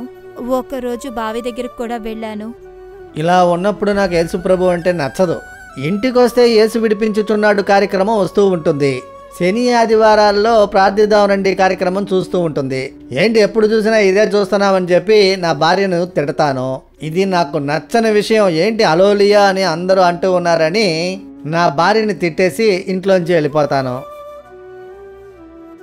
అప్పుడు ఒకరోజు 2022 సంవత్సరంలో డిసెంబర్ నెలలో ప్రార్థిద్దాం రండి కార్యక్రమం చూశాను. ఆయన కూడా మోహన్ అని ఏం చెప్తున్నారో అని చూద్దామని చెప్పి కూర్చున్నారు. నా పక్కనే కూర్చుని చూశారు. ఆ కార్యక్రమాన్ని చూస్తూ ఉన్నాను. మోహన్ అయ్య గారేమో తాగుబోతులను విడిపించే ప్రార్థన చేశారు. నేను కూడా ప్రార్థనలో, యేసు ప్రభు నాకు విడుదల ఇవ్వండి, నేను అన్ని గుళ్ళకి వెళ్ళాను, వెళ్ళినా నాకు ఫలితం దక్కలేదు, మీరే నాకు విడుదలను ఇవ్వాలి అని మోకాలు వేసి ప్రార్థన చేశాను. ప్రార్థన చేస్తూ ఉండగా మా ఆయన కింద పడిపోయారు.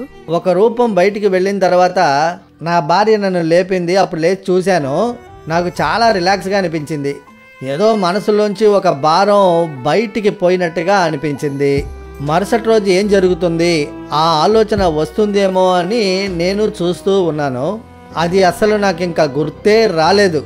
తాగాలి అన్న ఆలోచన అస్సలు రాలేదు. అది తాగుదామని వెళ్తే కడుపంతా దేవేసినట్టుగా ఉంటుంది, వాంతి వచ్చేలా ఉంటుంది, ఏదేదో చేస్తుంది. ఆ జ్ఞాపకాలు పూర్తిగా తొలగిపోయాయి.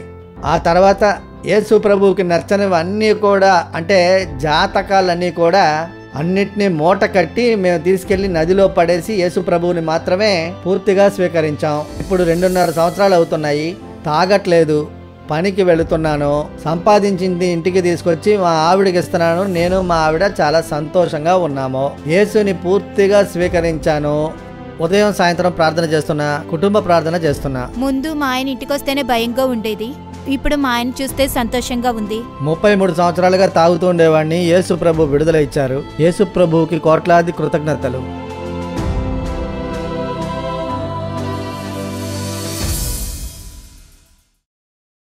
ఎంత గొప్ప దేవుడు! శరవణన్ని యేసు విడిపించారు. ఇప్పుడు మన ముందుకు వచ్చారు. రండి బ్రదర్, చాలా సంతోషంగా ఉన్నారు. సంతోషం అండి. సేలం నుంచి వచ్చారు. రండి సిస్టర్, ముందుకు రండి. ఎన్ని సంవత్సరాలుగా బానిసగా ఉన్నారు? 33 సంవత్సరాలండి. 33 సంవత్సరాలు.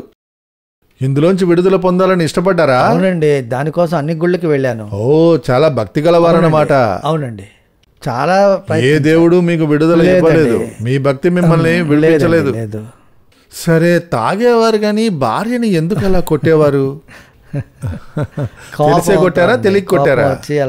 ఏం చేస్తున్నారో మీకే తెలియదు. అవునండి, ఎందుకంటే దాని వెనకాల ఒక ఆత్మ, దుష్ట అపవాది, అదే మిమ్మల్ని ఇలా బానిస చేసి వేదన పరిచి ఇతరులను వేదన పరిచింది. ఒక్క రోజులో విడుదల పొందారు. అవునయ్యా, అయ్యగారు ప్రార్థన చేద్దామనండి ప్రోగ్రామ్. అవునండి, అవును. ఎన్ని సంవత్సరాలు అయింది ఇప్పటికి? 2.5 సంవత్సరాలు అయ్యాయి. 2.5 సంవత్సరాలు. అవునండి. ఆలోచన లేదండి. ఇక యేసు విడుదల ఇచ్చారంటే శాశ్వతమైన విడుదల. అవునయ్యా, నిజమైన విడుదల. అవునయ్యా. బాగా ప్రార్థన చేస్తున్నారా? ఉదయం సాయంత్రం చేస్తున్నారు. రోజు ఎంతసేపు ప్రార్థన చేస్తున్నారు? అరగంట చేస్తున్నారు. కుటుంబ ప్రార్థన అయ్యగారు చెప్పినట్టుగానే చేస్తున్నారు. సరే, ఇప్పుడు సంపాదించేది సహోదరికి ఇచ్చేస్తున్నారు. అవునండి, భార్య దగ్గర ఇచ్చేస్తున్నారు. తాగుడికి డబ్బు ఇచ్చిన వాళ్ళు ఇప్పుడేమో భార్యకి డబ్బు ఇస్తున్నారు. సంతోషంగా వచ్చారు. ప్రియమైన దేవుని బిడ్డలారా, ఇన్ని బాధలకి కారణం ఒక దుష్ట అపవాది. ఆ తాగమని ప్రేరేపించే ఆత్మ వారి వెనకాల ఉండి అంత చిత్రవద చేసి, కుటుంబంలో ప్రశాంతత లేదు, సంతోషం లేదు, బంధువుల దగ్గరికి వెళ్ళడం లేదు, అందరూ అసహించుకునే పరిస్థితి. ఎలా మీరు ఈ ప్రార్థిద్దాం రండి ప్రోగ్రాం చూశారు? నేను చాలా బాధలో ఉన్నానయ్యా. నాతో పనిచేసే ఒక అక్కయ్య, మీరు ప్రార్థన చెయ్యండి, చర్చికి రమ్మని చెప్పారు. మేము అక్కడికి వెళ్ళాం. చర్చిలో ఉన్న ఫాదర్ వాళ్ళ భార్య వచ్చి చెప్పారు, సినీ ఆదివారాల్లో ప్రార్థిద్దాం రండి కార్యక్రమం చూడండి అలా చెప్పారు. నేను చూశాను. నేను చూసినా ఆయన నన్ను కొడతారు. మీరు ఇతరులకు చెప్తున్నానయ్యా, మా కుటుంబం వాళ్ళకి చెప్పాలి. మీకు అద్భుతం చేసిన దేవుడు అందరికీ చేస్తారు. చూసారా, ఎవరో ఒకరు చర్చిలో ఆవిడికి చెప్పినందువల్ల ఈరోజు ఆ కుటుంబానికి గొప్ప సంతోషం. మీకు దేవుడు చేస్తారు. మీరు యేసు ప్రభు గురించి ఇతరులకు చెప్పండి. ఈ కార్యక్రమం చూడమని ఉత్సాహపరచండి. దేవుడు దాని ద్వారా అనేకులకు అద్భుతం చేసి మీ నామాన్ని మహిమపరుస్తారు. సంతోషమండి. ఇప్పుడు మనం యెహోవా సువార్తను వినబోతున్నాము. ప్రార్థనతో ఎదురుచూస్తూ కూర్చోండి. ఇప్పుడు మన ప్రియ సహోదరులు యెహోవా సువార్తను ప్రకటిస్తారు.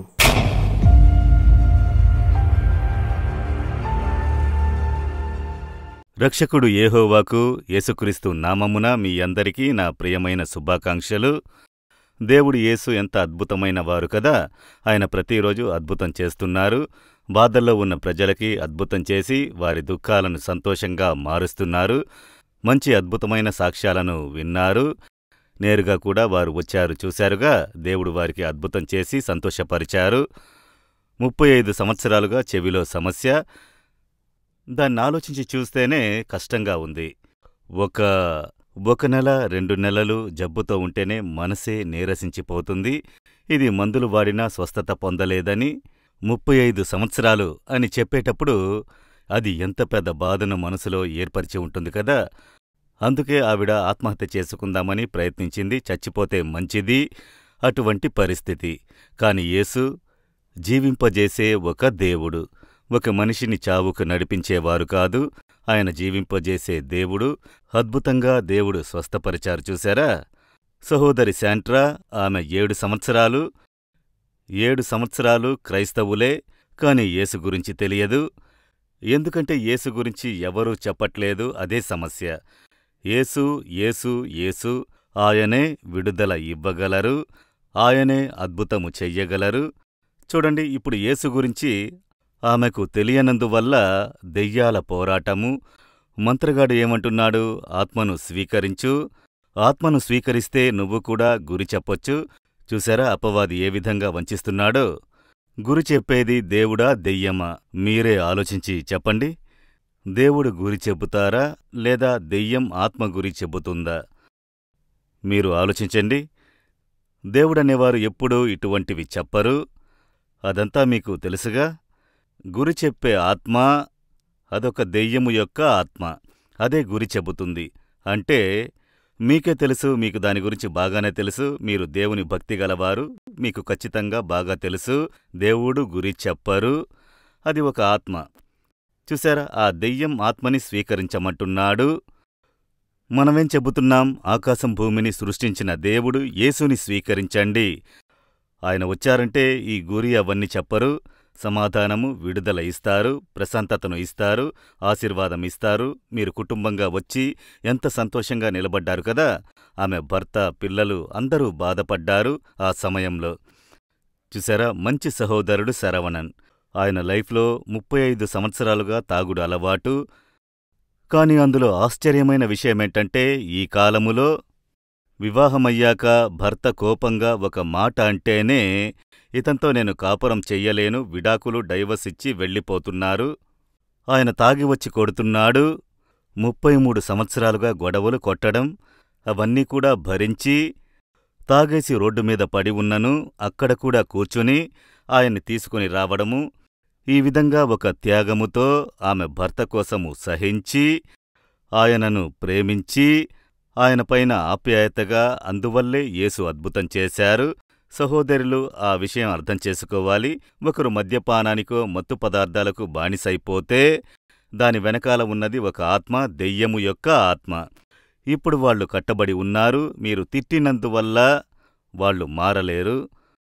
వాళ్ళు వదల్లేక కష్టపడుతుంటారు. తప్పని వాళ్లకు తెలుసు. బయటికి చెప్పలేకపోయినా లోపల తెలుస్తుంది, కాని వదల్లేకపోతున్నానే. అటువంటి ఒక భారం ఉంటుంది. ఎందుకంటే పాపం చేసేవాడు పాపానికి బానిసగా ఉన్నాడు. మరి బానిసగా ఉన్నవాడిని మీరు తప్పుపడుతూనే ఉంటే ఇంకా ఇంకా విరక్తి, కోపము, చిరాకు వస్తుంది. దానికి బదులు మీరు గొడవపడ్డము, పెట్టడము మానేసి ప్రేమ చూపించండి, ప్రార్థన చెయ్యండి, దేవుడు విడుదల ఇస్తారు. అదేగా జరిగింది. ఈరోజు చూశారా, దేవుడు ఎంత సంతోషమైన కుటుంబంగా ఆశీర్వదించి ఉంచారో. ఈరోజు మీ జీవితంలో కూడా ఒక అద్భుతం కావాలి. అందువల్లే యేసుక్రీస్తు ఈ అద్భుత మహోత్సవాన్ని మీరు చూసే విధంగా తయారు చేశారు. ఈ అద్భుతాలు ఏ విధంగా జరుగుతున్నాయండి? ఈ విధంగా జరుగుతుందే, ఆశ్చర్యంగా ఉందే అంటారా? యేసుక్రీస్తు అనే ఒక అద్భుతమైన దేవుడు, ఆయన వల్లే ఈ అద్భుతము. మోహన్ లాజరస్ ఒక మనిషిని విడుదల చెయ్యలేడు, స్వస్థతను ఇవ్వలేడు.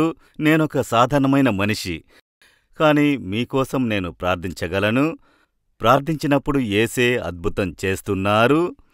ఆ యేసే ఇప్పుడు మీతో మాట్లాడుతున్నారు. మీ ఇంట్లో మీ పక్కనే ఉన్నారు. ఇదే విధమైన అద్భుతం ఈరోజు మీకు జరగబోతుంది, మీ ఇంట్లో జరగబోతోంది. విశ్వసించండి. దేవుడెదురుచూసేది విశ్వాసం ఒక్కటే. మన డబ్బును గాని ఆస్తులు గాని ఏది అడగలేదు. నువ్వు విశ్వసిస్తే నేను నీకు అద్భుతం చేస్తాను.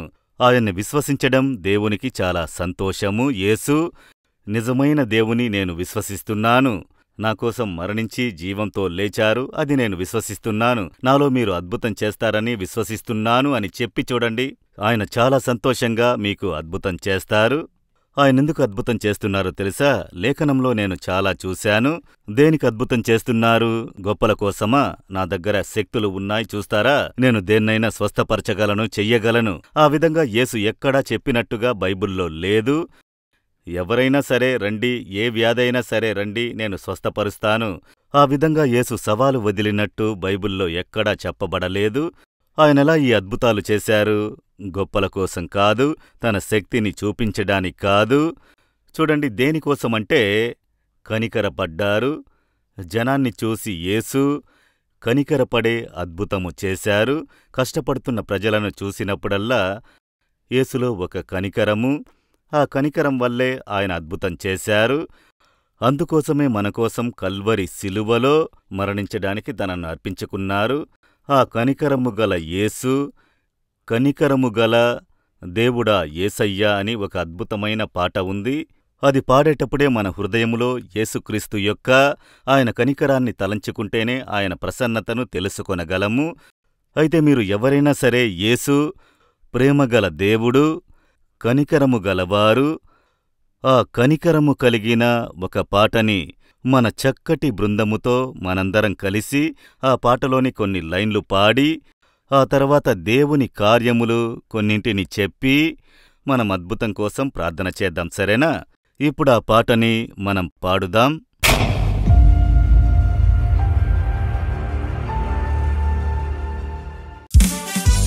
గట్టిగా చప్పట్లు కొట్టి, శక్తి ఉంది, శక్తి ఉంది, అద్భుత శక్తి ఉంది యేసయ్య నామములో, గొర్రెపిల్ల రక్తములో. ఎస్, శక్తి ఉంది, ఉంది, అద్భుత శక్తి ఉంది యేసయ్య నామంలో. శక్తి ఉంది, ఉంది, అద్భుత శక్తి ఉంది గొర్రెపిల్ల రక్తములో. శక్తి ఉంది, ఉంది, అద్భుత శక్తి ఉంది యేసయ్య నామంలో. శక్తి ఉంది, ఉంది, అద్భుత శక్తి ఉంది గొర్రెపిల్ల రక్తములో. There is power, power, wonder working power in the blood of the Lamb. There is power, power, wonder working power in the precious blood of the Lamb. శక్తి ఉంది, ఉంది, అద్భుత శక్తి ఉంది యేసయ్య నామంలో. శక్తి ఉంది, ఉంది, ఉంది, ఉంది, అద్భుత శక్తి ఉంది గొర్రెపిల్ల రక్తములో. శక్తి ఉంది, ఉంది, ఉంది, ఉంది, అద్భుత శక్తి ఉంది యేసయ్య నామంలో. శక్తి ఉంది, ఉంది, ఉంది, ఉంది, అద్భుత శక్తి ఉంది గొర్రెపిల్ల రక్తములో.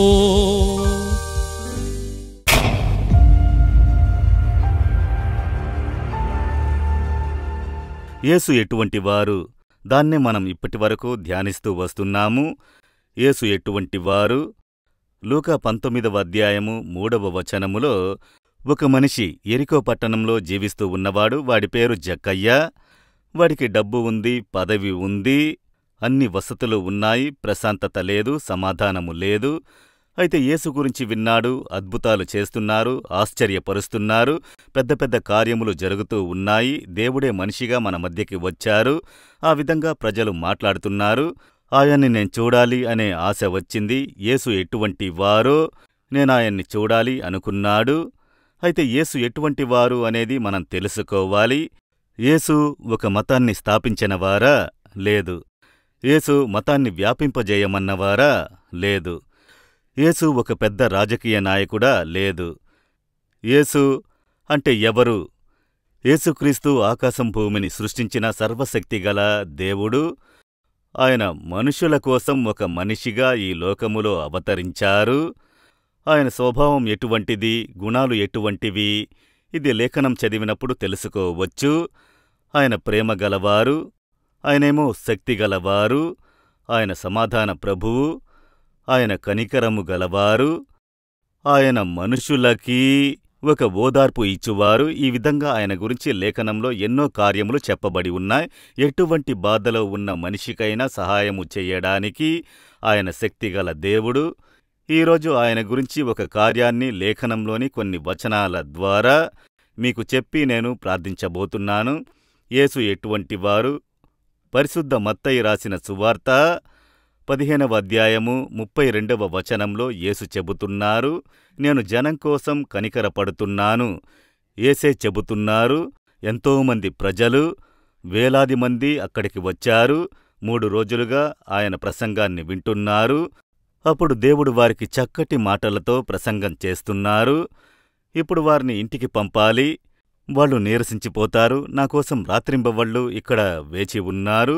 ఆకలితో వాళ్ళని పంపకూడదు అని తలంచినప్పుడు నేను జనం కోసం కనికరపడుతున్నాను అనే వాక్యాన్ని శిష్యుల వద్ద చెబుతున్నారు. ఆయన ఎటువంటివారు? యేసు జనం కోసం కనికరపడేవారు. కనికరపడ్డమంటే ఏంటండి అలాగని మీరు అనుకోవచ్చు. కొన్ని పరిస్థితుల్లో చాలా కష్టమైన, ప్రమాదకరమైన విషయమని మీరు అనుకునేటప్పుడు కొందరు ఇప్పుడు ఉదాహరణ కోసము స్కూలుకు వెళ్లిన బిడ్డకి యాక్సిడెంట్ అయింది, ఆస్పత్రికి అంబులెన్స్లో తీసుకుని వెళ్లారు అని చెబితే ఆ తల్లి ఎంత వేదన పడుతుంది. నా బిడ్డక అలాగా? అసలేమైంది? ఎలా జరిగింది? అసలేంటో తెలుసుకోవాలని ఆస్పత్రికి పరుగున పరిగెడతారు. ఆస్పత్రిలో ఎలా ఉంటారో ఆలోచించి చూడండి. బెదిరిపోతూ కూడా ఆమె అడుగుద్ది, నా బిడ్డని ఎక్కడ ఉంచారు? ఎక్కడున్నాడు? కంటిలో కన్నీళ్లు, బాధ అదంతా కనిపిస్తుంది. ఆమెకి బాధ, పరితపించుట, తన బిడ్డకి ఏమైందో, ఎలా ఉందో బాధపడుతూ ఉంటుంది తెలుసా? ఇతరులు చూస్తే ఆశ్చర్యపోతారు. ఎందుకీవిడ ఇంతగా ఏడుస్తూ ఏదేదో మాట్లాడుతుంది, అటూ ఇటూ పరిగెడుతుంది, అసలు విషయమేంటని అడిగితే పరితపించుట. అదేవిధంగానే బాధపడుతున్న ప్రజలను దేవుడు చూస్తున్నప్పుడు ఆయన మనసులో ఒక కనికరం వస్తుంది. జనం కోసం నేను పరితపిస్తున్నాను. ఎందుకాయన కనికరపడాలి? నేను సృష్టించిన వారు, నేనేగా వారిని సృష్టించాను. నేనేగా ఈ ప్రపంచాన్ని సృష్టించి వీళ్లు సంతోషంగా ఉండాలని దీవించాను. మీరు నా యొక్క జనము. అపవాది మోసం చేసి వంచించి వారి జీవితాన్ని నాశనం చేస్తున్నాడు. కాని ఈ జనం పాపం, వాళ్ళు అమాయకత్వంలో ఉన్నారు. వారికోసం నేను కనికరపడుతున్నాను. దానికి ఆంగ్లంలో చెప్పబడి ఉన్నది కంపాషన్, అంటే కనికరపడుట. దేవుడు జనాన్ని చూసి నేను కనికరపడుతున్నాను అని చెబుతున్నారు. ప్రేమగా ఉండుట వేరు, కనికరపడుట వేరు. ప్రేమ అనేది మనుషులందరి వద్ద ఉంటుంది. కాని ఆ కనికరపడుట అనేది అది వ్యత్యాసమైనది. ప్రేమను మించి సమస్యలను చూస్తూ ఉన్నప్పుడు తనకే ఆ సమస్య వచ్చినట్టు ఒక వేదన ఏర్పడుతుంది చూడండి, దాన్నే కనికరము అంటారు. యేసు జనం కోసం కనికరపడ్డారు అనే విషయాన్ని మీరు చూసుంటారు. ఆయన కనికరము గల ఒక దేవుడాయన. ఆయన కనికరపడి జనానికి ఏం చేశారు? ఒక 3 లేఖన వచనాల నుండి కొన్ని కార్యాలను నేను మీకు చెబుతాను.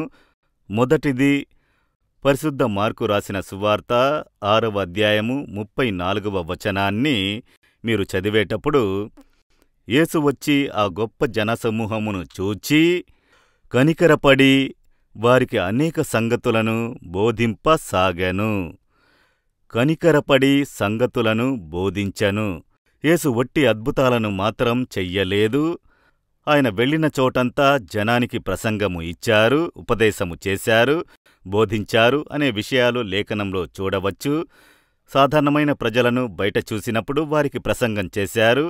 ఆలయానికి వెళ్ళినప్పుడు వారికి దేవుడు బోధించారు, వచనం ప్రకారము ఆయన ఉపదేశించారు అని లేఖనంలో చూస్తున్నాము. ఒకసారి దేవుడు తన శిష్యులను చూసి, జనం చాలామంది వచ్చిపోతూ ఉన్నారు, ఎంతో పరిచర్యను చేసి తినడానికి కూడా మనకి సమయము లేదు, శరీరం కూడా బలహీనపడుతూ ఉంది, అందువల్ల మనం విడిగా వెళ్లి కాసేపు విశ్రాంతి తీసుకుందాం. ఈ జనాన్ని వదిలి ఒంటరిగా వెళ్లి ఒక కొండ ప్రదేశములో ఏకాంతంగా ఉందామని పడవలో ఎక్కి ప్రయాణం చేస్తున్నారు. యేసు పడవ ఎక్కి వెళుతున్నారు అని జనం విన్న వెంటనే వచ్చి చూస్తున్నారు. ఈ పడవ ఎక్కడికి వెళుతుంది? గలిలయ సముద్రము, ఇక్కడ్నుంచి చూస్తే తెలుస్తుందిగా. ఆయన ఆ కొండ ప్రదేశానికి వెళుతున్నారు. జనము వాళ్ళు కొండమీద నడిచి చివరికి వచ్చి యేసు పడవలో నుంచి దిగేలోపు ఎంతోమంది జనం వచ్చేశారు. చాలామంది ప్రజలు వచ్చారు. చూడండి, ముందుగా ఆ 33వ వచనము, మార్కు 6:33లో వారు వెళుచుండగా జనులు చూచిరి, అనేకులాయనను గుర్తు ఎరిగి సకల పట్టణముల నుండి అక్కడికి కాలినడకన పరిగెత్తి వారికంటే ముందుగా ఆయన వద్దకు వచ్చిరి. కనుక యేసు వచ్చి ఆ గొప్ప జనసమూహమును చూచి వారు కాపరిలేని గొర్రెల వలె ఉన్నందున వారిమీద కనికరపడి వారికి అనేక సంగతులను బోధింపసాగాను. అదే యేసు ఒడ్డుకి చేరగానే ఎంతోమంది ప్రజలు వచ్చి నిలబడ్డారు. ఆయన కాస్త విశ్రాంతి తీసుకుందాము, మనకేమో చాలా విశ్రాంతి లేదు, పరిచర్య చేస్తూనే ఉన్నాము, విశ్రాంతి తీసుకుందాము అని వస్తే చాలామంది ప్రజలు మనకు ఆ విధంగా చూస్తే కోపము వస్తుంది, చిరాకు వస్తుంది. కాస్త ప్రశాంతంగా ఉండనివ్వరా, నేను కాస్త విశ్రాంతి తీసుకోవాలి, వదలరా, ఇలా చేస్తారేంటి అని కోపం వస్తుంది కదా. యేసు అంతగా శరీరానికి విశ్రాంతి లేకుండా ఉన్నా జనాన్ని దేవుడు చూస్తున్నారు. వాళ్ళు కాపరిలేని గొర్రెల వలె నీరసించిపోయినవారుగాను చెదరగొట్టబడినవారుగా ఉన్నదాన్ని చూచి కనికరపడుతున్నారు.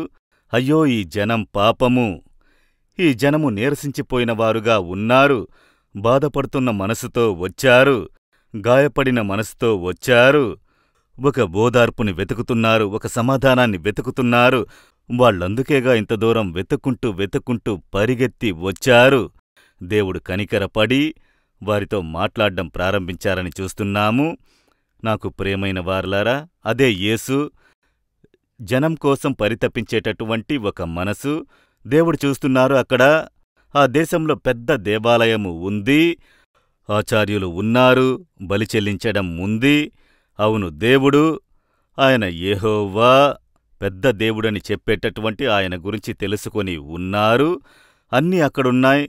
కాని ప్రజల్లో ప్రశాంతత లేదు, సమాధానము లేదు, నమ్మకము లేదు, భయము, కలత, బాధలు, వ్యాధులు, వేదన, ఇబ్బందులు, నశించిపోయి ఉన్నారు.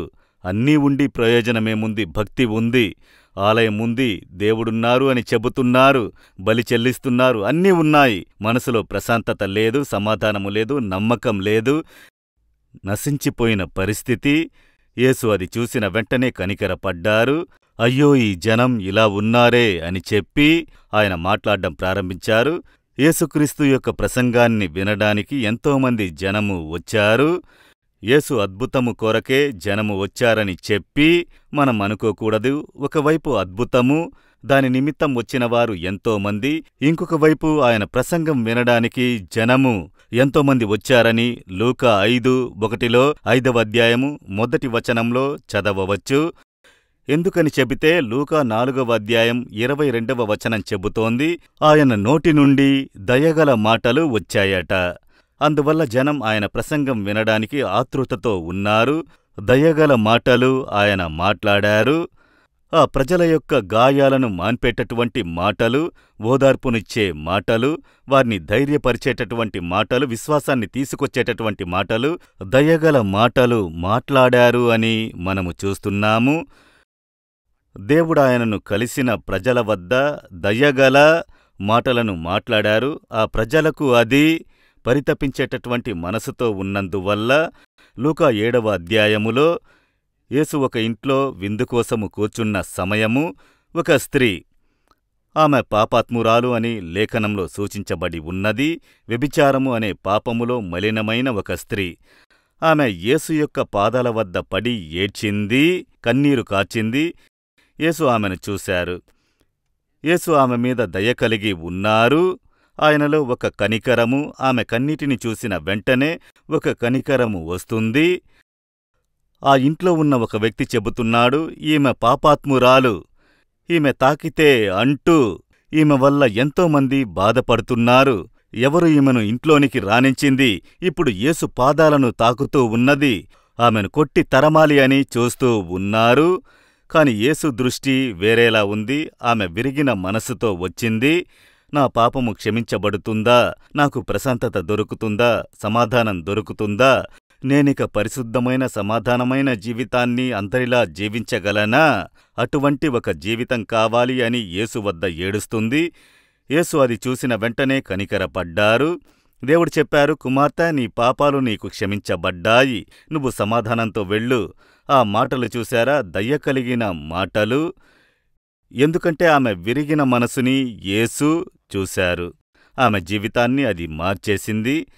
అదేవిధంగా యోహాన్ 8వ అధ్యాయములో చదివేటప్పుడు ఒక వ్యభిచారములో పట్టుబడిపోయిన ఒక స్త్రీని, అక్కడ ఉన్న చాలా పెద్ద భక్తి నిండిన వారు, వాళ్ళందరూ చాలా ఇటువంటి పాపాత్ములను ఊళ్ళో ఉంచకూడదు అని చెప్పి రాళ్లు తీసుకుని యేసు వద్దకు తీసుకొచ్చారు. యేసు కూర్చుని ఉన్నారు. వారు యేసుని తప్పుబట్టాలి. అందువల్ల ఈమెను అక్కడికి తీసుకువచ్చి, వ్యభిచారములో ఈవిడ అందరి ముందు పట్టుబడింది, న్యాయప్రమాణము ప్రకారము రాళ్లతో కొట్టి ఈమెను చంపాలి, మోషే న్యాయప్రమాణం ప్రకారము మీరేం చెబుతారు దేవుడా అని అడుగుతున్నారు. యేసుని ఎలాగైనా తప్పుబట్టాలి అన్నదే ఉద్దేశము. ఆయన చూస్తున్నారు, ఈమె స్త్రీ పాపము చేసింది నిజమే, అందువల్ల ఆమెను తీసుకువచ్చి చంపాలి అని నిలబడి ఉన్నారు. ఆమె ఎలా ఈ పాపంలోనికి వచ్చింది, ఎందుకీ పాపాన్ని చేస్తుంది, ఆమెకు ఏం జరిగింది, ఆమె జీవితం ఎలా ఉంది లేఖనంలో చెప్పబడలేదు. కాని ఆ జనానికి మాత్రం ఆమెను చంపాలి, కొట్టి చంపాలి అనుకుంటున్నారు. యేసుని తప్పుబట్టాలి అనుకుంటున్నారు. అప్పుడే యేసు చెప్పారు, మీలో పాపము చెయ్యనివాడు మొదటి రాయిని విసరవచ్చు. మీలో ఎవరి వద్ద పాపము లేదు అంటే ఒక రాయిని విసురు. ఆ విధంగా చెప్పారు. ఆయన రాసుకుంటూ ఉన్నారు. అక్కడ ఉన్న వాళ్ళందరికీ కాస్త మనసాక్షి ఉంది. హృదయంలో గుచ్చబడిన వారుగా, నేనే పాపం చేశాను, నేను ఎలా ఈమెపై రాయి విసరడము. రాళ్లు పడేసి అందరూ వెళ్ళిపోయారు. కాసేపు తర్వాత చూస్తే తప్పుబట్టినవాడు ఒక్కడూ లేడు. ఆ స్త్రీ మాత్రం నిలబడి ఉంది. యేసు అడుగుతున్నారు, స్త్రీ, నిన్ను తప్పుబట్టినవాళ్లు ఎక్కడా? ఎక్కడున్నారు వాళ్ళు? ఒక్కరూ నీ మీద రాయి విసరలేదా? లేదు దేవుడా. యేసు ఆమెను చూస్తున్నారు. ఆమె మీద రాయి విసరగల అర్హత గలవారు ఒకే ఒకరు యేసు. ఆయనే పరిశుద్ధం గలవారు. ఆయన ఒక్కరే ఆమె మీద రాయి విసిరి ఆమెకు శిక్షను ఇచ్చేటటువంటి అధికారం గలవారు. కాని యేసు ఆమెను చూసి చెబుతున్నారు, కుమార్తె, నేను నీకు శిక్షను విధింపను. సమాధానంతో వెళ్ళు, ఇక పాపము చెయ్యకుము. ఆమె విరిగిన మనసుతో అక్కడ ఉంది, అవమానాన్ని భరిస్తూ ఉంది. అందరి మధ్యలో ఆమెను అవమానపరుస్తూ నిలబెట్టియున్నారు. తన పాపము గురించి ఆమె వేదన పడి నిలబడి ఉంది. యేసు చెబుతున్నారు, దయగలిగిన మాటలు మాట్లాడుతున్నారు. అప్పుడు యేసు, నేను నిన్ను శిక్షింపను, నువ్వెళ్ళు, ఇక పాపము చెయ్యకు. ఆమె జీవితం మారుతుంది. అవే యేసు యొక్క మాటలు. కారణం, ఆయన ఒక వ్యక్తి మనసుని తెలుసుకుని మాట్లాడతారు. గాయపడిన హృదయం, వేదనపడిన హృదయము, వారికి ఓదార్పు మాటలు కావాలి. అందువల్లే యేసుక్రీస్తు జనము కోసము కనికరపడుతున్నానని చెప్పారు. ఆ విధంగా మనం లేఖనంలో చూడగలము. ఒక యవ్వన సహోదరుడు నాకు తెలుసు, కాలేజీలో చదివేటప్పుడు తాగడం ప్రారంభించి, తాగి మత్తు పదార్థాలు ఉపయోగించడం ప్రారంభించి, చివరికి తాగుడు ఒకవైపు, మత్తు పదార్థాలు ఒకవైపు. అందువల్ల అతని శరీరంలో సమస్యలు, కుటుంబంలో సమస్యలు, అందరికీ కూడా సమస్యలు ఏర్పడ్డాయి. ఇప్పుడు వదల్లేకపోతున్నాడు. ఆ పాపాన్ని వదల్లేకపోతున్నాడు. పాపమని తెలుసు, తనకి పెద్ద అవమానము, కుటుంబానికి ఒక వేదనని తెలుసు, వదల్లేకపోతున్నాడు. ఆ సమయములో యేసు గురించి తెలుసుకున్నప్పుడు, యేసుక్రీస్తు వద్ద మీరు ప్రార్థన చెయ్యండి, మీ పాపాన్ని ప్రకటించండి, ఆయన క్షమించి విడుదల ఇస్తారు అన్న సువార్త చెప్పబడింది. ఈయనకి దేవుని నమ్మకం పూర్తిగా తుడిచిపెట్టుకుపోయింది. కాని అందరూ ఈ విధంగా చెబుతున్నారే, ఇలా సలహాలు ఇస్తున్నారు అనుకుని వాళ్ళింట్లో అందరూ నిద్రపోయేంతవరకు వెయిట్ చేశారట. అందరూ నిద్రపోయిన తర్వాత రహస్యంగా లెగిసి మోకాలు వేసి యేసు అని పిలిచాడు. ఆ రాత్రుల్లో యేసు అని పిలిచి, నేను చాలా పాపాలు చేశాను, తాగుతున్నాను, మత్తు పదార్థాలు ఉపయోగిస్తున్నాను, నేనెవరికీ ప్రయోజనం కాను, నా వల్ల చాలామంది బాధపడుతున్నారు, అందరికీ వేదన కలిగించేవాడిగా ఉన్నాను, నాకిందులో నుంచి ఒక విడుదల కావాలి అని అనుకున్నప్పుడు సడన్గా ఆత్మైన వారు తాకినందువల్ల పాపభీతిని పొందాడు. నేను ఎంత పెద్ద పాపాన్ని చేశాను, ఎంతోమందికి అవమానాన్ని ఇచ్చాను, ఎంతోమంది నా వల్ల బాధపడ్డారు, మా అమ్మ నాన్న నా వల్ల అవమానపడ్డారు కదా, నా తోబుట్టువులందరూ నా వల్ల బాధపడ్డారే, వేదన పడిపోయారే, అందరికీ నేను దుఃఖాన్ని ఏర్పరిచాను, అవమానాన్ని ఏర్పరిచాను అని తలంచిన వెంటనే, ఆయనలో ఆ పాపపు భారం అదిమిన వెంటనే ఏం ప్రార్థన చేశాడు? నేను చేసిన పాపానికి నాకు శిక్షను ఇవ్వండి, శిక్షించండి. నేను చాలా పెద్ద పాపిని దేవుడా, ఇన్ని పాపాల్ని చేసి ఉన్నాను. నాకు కుష్ఠువ్యాధి రావాలి, నాకు ఒక క్యాన్సర్ వ్యాధి రావాలి, నాకిప్పుడే వ్యాధి ఇవ్వండి, శిక్షను ఇవ్వండి. ఆ విధంగా కన్నీరు పెట్టుకొని ప్రార్థన చేస్తూ ఉన్నాడు. దేవుని ప్రసన్నత తాకిన వెంటనే ఆ పాపభీతి వచ్చి ఏడుస్తున్నాడు.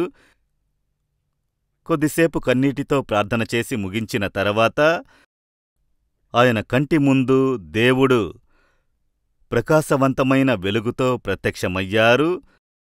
అందులో నుంచి ఒక మాట వస్తుంది, దేవుని యొక్క మాట, కుమారా, నీ పాపానికి తగిన శిక్షను నేను సిలువలో స్వీకరించాను.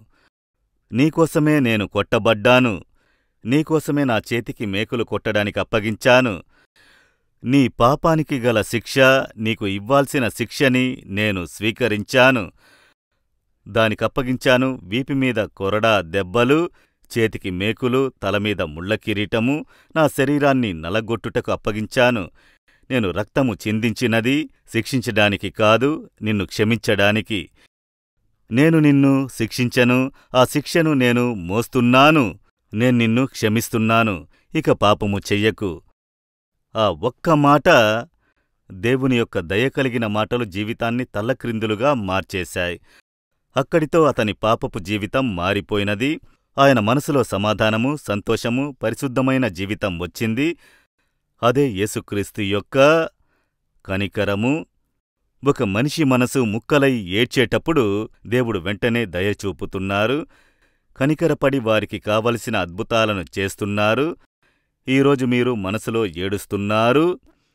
నేను ఈ పాపాన్ని వదల్లేకపోతున్నానే, నా వల్ల నా భార్యకు సమస్య, పిల్లలకు సమస్య, మా అమ్మా నాన్నకు సమస్య, నా కుటుంబీకులకు సమస్య, అందరికీ అవమానము, ప్రశాంతత లేదు, సమాధానము లేదు. అయ్యో, ఈ పాపాన్ని వదల్లేకపోతున్నానే అన్న తపన. యేసు చెబుతున్నారు, కుమార్తె, కుమారా, నీ పాపానికి శిక్ష నేను మోస్తున్నాను. నిన్ను క్షమించడానికి, నీకు విడుదల ఇవ్వడానికి నేను సిలువలో మేకులు దించుటకు నన్ను అప్పగించాను. నేను నిన్ను క్షమిస్తాను అని దేవుడు చెబుతున్నారు.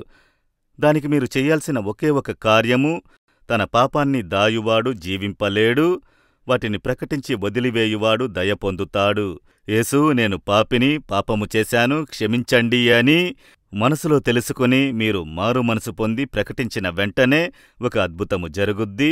ఈరోజు దేవుడు మీకు చేస్తారు. అయితే ఆయన కనికరమే జనంతో ఆయన మాట్లాడి వచనాన్ని చెప్పి వారి జీవితంలో ఆశీర్వాదాన్ని తీసుకొచ్చింది. ఆయన కనికరపడి బోధించారు. ఇంకొక వచనం చూడండి, పరిశుద్ధ మత్తయి రాసిన సువార్త 14వ అధ్యాయము 14వ వచనము. అక్కడ దేవుని వాక్యం చెబుతోంది, యేసు వచ్చి ఆ గొప్ప సమూహమును చూసినప్పుడు వారిమీద కనికరపడి వారిలో రోగులైన వారిని స్వస్థపరిచాను. ఆయన కనికరపడి జనానికి బోధించారు. ఎంతోమంది జనాన్ని యేసు చూస్తున్నారు. మనం ఒక మీటింగ్ పెట్టినప్పుడు చాలామంది జనం వస్తే సాధారణంగా ఒక మనిషి మనసులో ఏమనిపిస్తుంది చెప్పండి? గర్వం. నాకు ఇంతమంది జనం వచ్చారు, చాలా బ్రహ్మాండమైన మీటింగు అని అనిపిస్తుంది కదా. కాని యేసుకి అలా అనిపించలేదు. అంతమంది జనాన్ని చూసిన తర్వాత కనికరపడ్డారు. ఆ ప్రజలను చూస్తున్నారు, వారి హృదయాన్ని చూస్తున్నారు, బాధపడుతున్న హృదయాన్ని చూస్తున్నారు. వ్యాధితో చాలామంది బాధపడుతూ వచ్చారు. కళ్ళు కనిపించని వారు వచ్చారు, చెవులు వినిపించని వారు వచ్చారు, నడవలేనటువంటి వారిని తీసుకొచ్చారు. ఎంతోమంది సమస్యలతో వచ్చి ఉన్నారు, దెయ్యాలచేత బాధపడుతూ కష్టపడుతూ వచ్చి ఉన్నారు. అందర్నీ దేవుడు చూస్తున్నారు. అంతమంది జనాన్ని చూసినప్పుడు కనికరపడ్డారు. Jesus was moved with compassion. దేవుడు కనికరపడి వ్యాధిగ్రస్తులను స్వస్థపరిచారు అని లేఖన వచనము చెబుతోంది. ఆయన కనికరమే ఈరోజుకి జనానికి అద్భుతము చేస్తుంది. మీటింగ్కి వచ్చి జనం యేసు యేసు అని పిలుస్తున్నప్పుడు అద్భుతం ఎలా జరుగుతుంది? యేసు యొక్క కనికరము. ఈ జనం నన్ను పిలుస్తున్నారే, నా కోసం పరితపిస్తున్నారు. ఈ ప్రజల కోసం నేనేగా సిలువలో మరణించాను. ఈ ప్రజల కోసమే కదా సిలువను మోశాను. ఈ ప్రజలకి నేను తప్ప ఇంకెవరున్నారు? అందరూ మోసం చేస్తున్నారు. దేవుడు అనే పేరుతో మోసం చేస్తున్నారు. భక్తి అనే పేరుతో మోసం చేస్తున్నారు. మతం అనే పేరు మీద మోసం చేస్తున్నారు. ప్రజల డబ్బుని కొల్లగొడుతూ ఉన్నారు. వారిని భక్తి అనే పేరుతో ఇంకా ఇంకా వేదన పరుస్తున్నారు. అందువల్ల ఈ ప్రజలు ప్రశాంతత లేకుండా, సమాధానము లేకుండా, వ్యాధితోనూ శాపాలతోనూ నిద్రపోకుండా కలత చెందుతూ ఉన్నారే. ఈ జనం కోసం నేను పరితపిస్తున్నాను. ఈ విధంగా దేవుడు చెబుతున్నారు. కనికరపడ్డారు. వ్యాధిగ్రస్తులందర్నీ ఆయన స్వస్థపరిచారు. ఈరోజు వ్యాధితో కష్టపడుతున్నారా? రోగంతో బాధపడుతూ ఉన్నారా? ఏదో ఒక వ్యాధి మీకు సోకి ఉన్నదా? యేసు మిమ్మల్ని చూసి కనికరపడుతున్నారు. ఆయన కనికరము గల ఒక దేవుడు. ఆ కనికరము మీ మీదకు వచ్చిందంటే వెంటనే మీకు అద్భుత స్వస్థత. చెన్నై పట్టణంలో ఒక మంచి సహోదరుడు, ముస్లిం సహోదరుడు, ఆయన క్యాన్సర్ వ్యాధితో బాధపడుతున్నాడు. అది ప్రారంభంలో గమనించకుండా ఉన్నందువల్ల 4th స్టేజ్ అని చెబుతున్నారు కదా. ఇక నీకు ట్రీట్మెంట్ పనిచెయ్యదు, అంతే. ఎన్ని రోజులు బ్రతికుంటే అన్ని రోజులు ఉంటావు అనే స్థితికి వచ్చాడు. ఆయన మిత్రుడొకరు డాక్టరు. ఆయన మిత్రుడు ఒక డాక్టర్. ఆయన క్రైస్తవుడు. ఆయన దగ్గరికి వెళ్ళినప్పుడు ఆయన అన్నింటినీ చూసి, ఈ రిపోర్ట్స్ అన్నీ చూసి చెప్పాడు, నీకు కొద్ది రోజులు లేదా కొన్ని నెలలు మాత్రమే సూచించారు, అంతే. అటువంటి పరిస్థితి. నువ్వెక్కడికి వెళ్లకు, నా ఆసుపత్రిలోనే ఉండు. నేను నిన్ను చివరి వరకు నేను నిన్ను చూసుకుంటాను. అలాగని చెప్పి ఆసుపత్రిలో రూము ఇచ్చి అక్కడే ఉంచారు. ఒక బెడ్డిచ్చి ఉండమని చెప్పారు. అక్కడ ఆయన ఉన్నాడు. అది ఆయనకి కాస్త ఓదార్పు. మనకిటువంటి స్నేహితుడు దొరికాడు, మనల్ని ప్రేమిస్తున్నాడు. వ్యాధి వచ్చింది కదా అని తరిమెయ్యకుండా నేను చూసుకుంటాను, ఇక్కడుండమంటున్నాడే అని ఉన్నాడు. ఆ ఆసుపత్రికి వారంలో ఒకరోజు ఒక తల్లిగారు వస్తారు. ముసలి తల్లిగారు చేతిలో ఒక బైబిల్ పెట్టుకుని ఉంటారు. అలా వస్తారు. ఆమె డాక్టర్ వద్ద చెప్పి ఒక్కొక్క రూముకి వెళ్ళి వ్యాధిగ్రస్తులను చూసి ప్రార్థన చేస్తారు. అది ఒక పరిచర్య. ఆమెకు దేవుడు వ్యాధిగ్రస్తులకు ఉన్న భారాన్ని ఆమెలో ఉంచినందువల్ల పరిచర్యగా చేస్తున్నారు. వారంలో సూచించిన రోజున ఖచ్చితంగా వస్తారు. అన్ని రూమ్లకు వెళ్ళి ప్రతి ఒక్క వ్యాధిగ్రస్తునితో మాట్లాడి ఓదార్పు చెప్పి యేసు వద్ద ప్రార్థన చేసి వెళతారు. ఈమె ఇతని గది తలుపును తట్టి లోపలికి వచ్చారు. ఈయన పడుకుని ఉన్నాడు. ఏం కావాలమ్మా, విషయమేంటి అని అడిగాడు. ఈమె అడిగారు, అయ్యా మీకసలేంటయ్యా, ఎందుకు ఈ విధంగా పడుకుని ఉన్నారు? నేను చావబోతున్నానమ్మా. నాకు తేదీ నిర్ణయించారు. ఇక నేను బ్రతకలేను. నాకు క్యాన్సర్ వచ్చింది, అంతే. సీరియస్గా ఉందమ్మా, ఇక స్వస్థపరచలేము అని చెప్పేశారు. ఈ డాక్టర్ నాకు ఫ్రెండ్ అయినందువల్ల ఇక్కడే ఉండు, ఎన్ని రోజులు బ్రతికి ఉంటావో అన్ని రోజులు సంతోషంగా ఉండు అని నన్ను ఉండమని చెప్పారు. అందువల్ల ఇక్కడుంటున్నానమ్మా అని అన్నాడు. అప్పుడు ఈ తల్లిగారు చెప్పారు, మీకోసం నేను యేసుక్రీస్తు వద్ద ప్రార్థన చెయ్యవచ్చా అని అడిగారు. ఆయన చెప్పాడు, సరే, మీరు నాకోసం వచ్చారు, నాకోసం ప్రార్థన చేయడం మీకు సంతోషం ఇస్తుందంటే ప్రార్థన చేయమన్నాడు. ఈయన కూడా కళ్ళు మూసుకున్నాడు. ఆ తల్లిగారు పడక పక్కకు వచ్చి నిలబడి తల వంచుకొని ప్రార్థిస్తున్నారు. ప్రశాంతంగా ప్రార్థన చేస్తున్నారు. యేసు అని ప్రార్థన చేస్తున్నారు.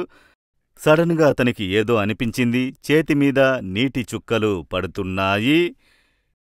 ఏంటిది, ఒంటిమీద నీటి చుక్కలు పడుతున్నాయి అని కళ్ళు తెరిచి చూశాడు. ఆ తల్లిగారి కళ్ళ నుండి కన్నీరు కారుతూ ఉంది. ఆమె ఏడుస్తూ ప్రార్థన చేస్తున్నారు. ఆమె కన్నీరు అతని శరీరం మీద పడింది. ఒక శక్తి అతనిలోనికి వచ్చినట్టు అతను తెలుసుకున్నాడు. అతను ఆలోచిస్తున్నాడు, ఈమె ఎందుకోసం నాకోసం ఏడవాలి? నేను వ్యాధితో ఉన్నాను అన్న వెంటనే నా బంధువులందరూ నన్ను వదిలేశారు. డబ్బు ఖర్చు పెట్టాలేమో లేక చూసుకుంటూ ఉండాలేమో అని అందరూ నన్ను వదిలి దూరమయ్యారు. కాని ఈవిడ ఎవరు? ఈవిడికి నాకు సంబంధమేంటి? కాని ఈవిడ వచ్చి నాకోసం ఎందుకు ఏడవాలి? నేను స్వస్థత పొందడానికి ఈవిడెందుకు కన్నీరు కార్చాలి? నేను ఈమెకు బంధువు కాదు, సొంతం కాదు, మిత్రుని కాను. ఈరోజే మొదటిసారి చూస్తున్నారు. ఆయన అనుకున్నాడు, ఎవరో ఒక తల్లిగారు వచ్చి సొంత కొడుక్కి ప్రార్థన చేస్తున్నట్టు ఏడ్చి ప్రార్థన చేశారు. అయితే ఈమె చెప్పే యేసు ఇంకా ఎంతో గొప్పవారు. ఆ యేసు గురించి చెప్పే ఈమె ఇంత ప్రేమగా ఉంటే ఈమె చెప్పే ఆ యేసు ఎంత ప్రేమ నిండినవారై ఉంటారు. అది తెలుసుకున్నాడు. ఆ రోజు ఒక అద్భుతము జరిగింది. ఆ కన్నీరు ఆ శరీరం మీద పడినప్పుడు ఒక శక్తి శరీరంలోనికి దిగింది. ఆయన శరీరంలో ఒక మార్పుని ఆయన తెలుసుకున్నాడు. ఆ తర్వాత ఆయన శరీరాన్ని పరిశోధించి చూసినప్పుడు క్యాన్సర్ మాయమైపోయింది. ఇప్పుడు క్యాన్సర్ లేదు. ఆయన డాక్టర్ మిత్రుడు చెప్పాడు, నీ శరీరంలో క్యాన్సర్ లేదురా. ఏమైంది? ఇక్కడికి ఒక తల్లిగారు వస్తున్నారుగా, ఆమె వచ్చి నాకోసం కన్నీరు కార్చారు. ఆ కన్నీరు నా శరీరం మీద పడిన వెంటనే ఏదో అద్భుతం జరిగింది. ఆమె కన్నీటితో యేసు వద్ద నాకోసం ప్రార్థన చేశారు. అప్పుడు ఏదో ఒక శక్తి నన్ను తాకడం నాకు తెలిసింది. ఇంత గొప్పతనం ఉందా యేసులో? యేసు గురించి నేను తెలుసుకోవాలి అని లేఖన పుస్తకం కొని చదవడం ప్రారంభించి, ఇంత గొప్ప దేవుడు ఉన్నాడని నాకు ఇంతవరకు తెలియదే. ఏదో ఒక మతానికి చెందిన దేవుడని నేను పక్కకు పెట్టేశాను. ఈ యేసుని స్వీకరించి పరిచారకుడిగా మారిపోయాడు. యేసు యొక్క కనికరము. మీరు పడక మీదే ఉండిపోయారా? ఇక మీరు బ్రతకరు అని చెప్పేశారా? ఇక అంతే అని చెప్పేశారా? మీకోసం పరితపించే ఒక దేవుడు మీమీద ప్రేమతో మీ పక్కకు వచ్చి ఇప్పుడు ఆయన నిలబడి ఉన్నారు. ఆయన మనసు మీకోసం పరితపిస్తూ ఉంది. ఆ కనికరము, అది మీ జీవితంలో అద్భుతాన్ని చేస్తుంది. కనికరము. ఆ కనికరమునే దేవుడు ఈరోజు మీకు ప్రత్యక్షపరుస్తున్నారు. నేను నీకోసం పరితపించే దేవుడను. చూడండి, యోహాన్ 11వ అధ్యాయములో మార్తా మరియా అనే ఇద్దరు సహోదరులు, వారికి ఒక తమ్ముడు లాజరు. అమ్మానాన్న ఉన్నారని రాయలేదు, చనిపోయి ఉంటారు. తల్లిదండ్రి లేరు. ఆ ముగ్గురు మాత్రమే ఉన్నారు. ఆదరణగా ఉన్నటువంటి ఒక మగబిడ్డ లాజరు వ్యాధితో మరణించాడు. యేసుకి కబురు పెట్టారు. ఆయన ఎక్కడో పరిచర్యలో ఉన్నాడు. తెలిసిన తర్వాత చాలా ఆలస్యంగా పూడ్చిపెట్టిన తర్వాత 4 రోజులకు వచ్చారు. యేసుని చూసిన వెంటనే ఏడుస్తున్నారు. దేవుడా, మీరు స్నేహంగా చూసుకునే ఆ లాజరు వ్యాధితో మరణించాడు. అంతా అయిపోయింది దేవుడా, ఆలస్యంగా వచ్చారు, 4 రోజులైపోయింది, పూడ్చిపెట్టాము, ఇకపై ఏమి చెయ్యగలము? ఆ విధంగా చెప్పారు. యేసు ఒక తీర్మానంతో వచ్చారు. వాణ్ణి జీవంతో లేపాలి, వాడికొక అద్భుతం చెయ్యాలని చెబుతూ వస్తున్నారు. శిష్యుల వద్ద అలా చెబుతూనే వస్తున్నారు. ఇంకాసేపట్లో అద్భుతం చెయ్యబోతున్నారు. మార్తా మరియా ఏడుస్తున్నారు. బంధువులందరూ ఏడుస్తున్నారు. ఎందుకంటే యువకుడు చనిపోయాడు. వీళ్ల ఆదరణ పోయినది. యేసు వెంటనే మీరందరూ ఎవరూ ఏడవద్దు, నేనొక అద్భుతం చెయ్యబోతున్నాను, రండి వాడిని లేపుదామని అనట్లేదు. లేఖనం చెబుతోంది, యేసు ఆత్మలో కలత చెందారు. He disturbed in he spirit. ఆయన ఆత్మలో కలత చెందారు. నా పిల్లలు ఏడుస్తున్నారు, నా పిల్లలు ఏడుస్తున్నారు, నన్ను ప్రేమించే నా పిల్లలు ఏడుస్తున్నారు. ఆ కన్నీళ్లు యేసు మనసుని బాధపెట్టాయి. ఆయన హృదయము ఎంతో బాధపడింది. ఆయన ఆత్మలో బాధపడుతూ ఉన్నారని లేఖనంలో రాయబడి ఉన్నది. ఆయన కన్నిటిని అదుపులో ఉంచాలనుకున్నారు, ఉంచలేకపోయారు. యేసు కన్నీరు కార్చారు. మనుషుల కోసం ఏడ్చిన ఒకే ఒక దేవుడు యేసు మాత్రమే.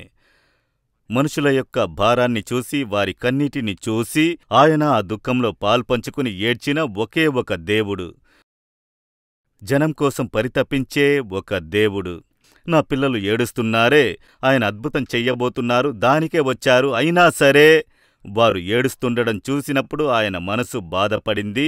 మీరు యేసుని స్వీకరించి ఆయనతో జీవించడానికి అర్పించి ఆయన వెంబడించి ఆయన బిడ్డగా మారితే మీ కన్నీళ్లు చెమ్మగిల్లితే ఆయన కన్నీళ్లు కారుస్తారు. మీ కంటిలో కన్నీరు వస్తే ఆయన మీకోసం కన్నీరు కార్చే ఒక దేవుడు, మీకోసం పరితపించే ఒక దేవుడు, కనికరము గల దేవుడు. ఆయనే మిమ్మల్ని ఈరోజు కలుస్తున్నారు. మీరు వ్యాధితో కలత చెంది ఉండడం చూసి, నేను నీకోసం కలత చెందుతున్నాను కుమారా, కలత చెందుతున్నాను కుమార్తె, ఈరోజు నీకొక అద్భుతం చెయ్యబోతున్నాను, అలా చెప్పే విధంగా దేవుడు మిమ్మల్ని కలుస్తున్నారు. పరితపించే ఒక దేవుడు, కనికరము గల ఒక దేవుడు. అవును ప్రియమైన వారలారా, నా పరిచర్య జీవితంలో అటువంటి సంఘటనలు ఎన్నో చూశాను. ఎన్నో సంవత్సరాల క్రితం ఒక గ్రామానికి పరిచర్య కోసం వెళ్ళాను. మీటింగు అయిపోయినది. ఒక తల్లిగారు వచ్చి కన్నీటితో నిలబడ్డారు. ఏంటమ్మా అని అడిగాను. నా కొడుకు నడవలేక యాక్సిడెంట్ వల్ల తొడలో ఉన్న ఎముక విరిగిపోయింది. కాలిని కదపలేడయ్యా. పడక మీదే ఉన్నాడు. మీటింగ్కి తీసుకురాలేను. పక్కనే ఉంది మా ఇల్లు, వచ్చి ప్రార్థన చేస్తారా అని ఏడ్చారు. ఆ తల్లి కన్నీళ్లు నా మనసుని కలవరపరిచాయి. సరే రండి అని ఆమెతో వెళ్ళాను. ఒక యవ్వన కుమారుడు పడకలో పడుకుని ఉన్నాడు. కాలు కదపలేడు, లేచి కూర్చోలేడు. ఏమైంది అని అడిగాను. చెన్నైలో ఒక యాక్సిడెంట్లో వాడి తొడ ఎముక విరిగిపోయింది, పూడుకోనంటుంది. ఎంతో శ్రమించాను, వైద్యము చేయించాను. అక్కడ కుదరదని గ్రామానికి పంపించేశారు. ఇక్కడ వైద్యులతో చేయించుకోవచ్చని వచ్చేశారు. అప్పటికీ తగ్గట్లేదు నొప్పితో వాడు బాధపడుతూ ఉన్నాడు.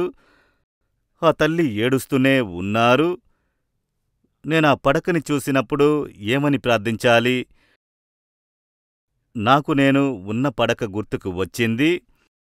నేను నా 14వ ఏట నడవలేక, కాలితో లేవలేక మరణపడకలో పడి ఉన్నాను. నా తల్లిగారు ఈ విధంగానే ఏడుస్తూ నిలబడి ఉన్నారు. నాకోసం కన్నీరు కారుస్తూ నిలబడ్డారు. ఆ కన్నీటిని చూసిన వెంటనే యేసు కనికరపడి నాకు అద్భుతం చేశారు. నాకు అద్భుతం చేసిన అదే యేసు ఆయనిక్కడికి వచ్చారు. నేను మోకాలు వేసుకుని, నాకు అద్భుతం చేశారుగా. నా తల్లిగారి కన్నీటిని చూసి కుంటివాడిగా ఉన్న నాకు స్వస్థత ఇచ్చారే దేవుడా. ఈ తల్లి కన్నీటిని చూడండి, ఈ కుమారుని వేదనని చూడండి. ఒక అద్భుతము చెయ్యండి. మీరొక అద్భుతము చెయ్యాలి. అంతే ప్రార్థన. యేసు అది చూశారు. ఆ తల్లి యొక్క కన్నీరు, ఆ కుమారుని యొక్క వేదన, కనికరపడ్డారు. ఆ కుమారుని దేవుడు తాకారు. రాత్రి సమయం మీటింగ్ అయింది. ప్రార్థన ముగించి ఊరికి బయలుదేరి వచ్చేశాను. ఆ రోజుల్లో ఇప్పట్లాగా ఫోను వసతులు లేవు, అన్నీ ఉత్తరాలే. ఒక 3 రోజుల తర్వాత ఉత్తరం వచ్చింది. ఆ తల్లి వద్ద నుండి, అయ్యా, మీరు రాత్రి సమయంలో వచ్చి ప్రార్థన చేసి వెళ్లారు. యేసు అప్పుడే నా కుమారుని తాకారు. అప్పట్నుండి ఆ వేదన తొలగిపోయినది. ఆ ఎముక కూడుకుపోయి ఇప్పుడు లేచి నడవగలుగుతున్నాడు. మరుసటి రోజు నుంచి ఉదయాన్నే ఒక మార్పుని చూశాము. యేసు మా కన్నిటిని చూశారు అని ఉత్తరము రాసి ఆ దేవునికి కృతజ్ఞతలు చెప్పి నాకు పంపించారు. అదే యేసు. ఈరోజు ఏడుస్తూ ఉన్నారు. బిడ్డ వ్యాధితో ఉంది. ఆ బిడ్డను పెట్టుకుని, వ్యాధితో ఉన్న భర్తను పెట్టుకుని, వ్యాధితో ఉన్న ఎవరో ఒకరిని పెట్టుకుని ఏడుస్తూ ఉన్నారు. యేసు మీకోసం కనికరపడుతున్నారు. ఆయన కనికరము గల ఒక దేవుడు మీకోసం పరితపిస్తున్నారు. మీ వేదనను చూసి నిద్ర పట్టట్లేదు, ఆకలి వెయ్యట్లేదు, ఎందుకు బ్రతకాలి అని ఉంది, జీవితం విరక్తి పుట్టింది, మనోవేదన చెందారు. కాని యేసు మీకోసం పరితపిస్తున్నారు. నేనున్నాను కుమారా, నేనున్నాను కుమార్తె, నేను నీకు అద్భుతం చేస్తానని ఈరోజు వచ్చారు. ఆయన కనికరపడి బోధించారు. కనికరపడి వ్యాధిగ్రస్తులను స్వస్థపరిచారు. దాంతోపాటు పరిశుద్ధ మత్తయి 11:32లో యేసు తన శిష్యులను చూసి చెబుతున్నారు, జనం కోసం నేను పరితపిస్తున్నాను, ఈ జనం మీద కనికరపడుతున్నాను. ఎందుకు? వారు ఆకలితో ఉన్నారు, వారిని ఆకలితో పంపలేను. నా ప్రసంగాన్ని విని విని ఆకలిని మర్చిపోయి కూర్చున్నారు. ఇప్పుడు ఇంటికి వెళ్లారంటే నీరసించిపోతారే. ఆకలితో ఎలా పంపడము? నా పిల్లల్ని ఆకలితో ఎలా పంపించడము? వాళ్ళకి తృప్తిగా ఆహారం పెట్టి నేను పంపించాలి.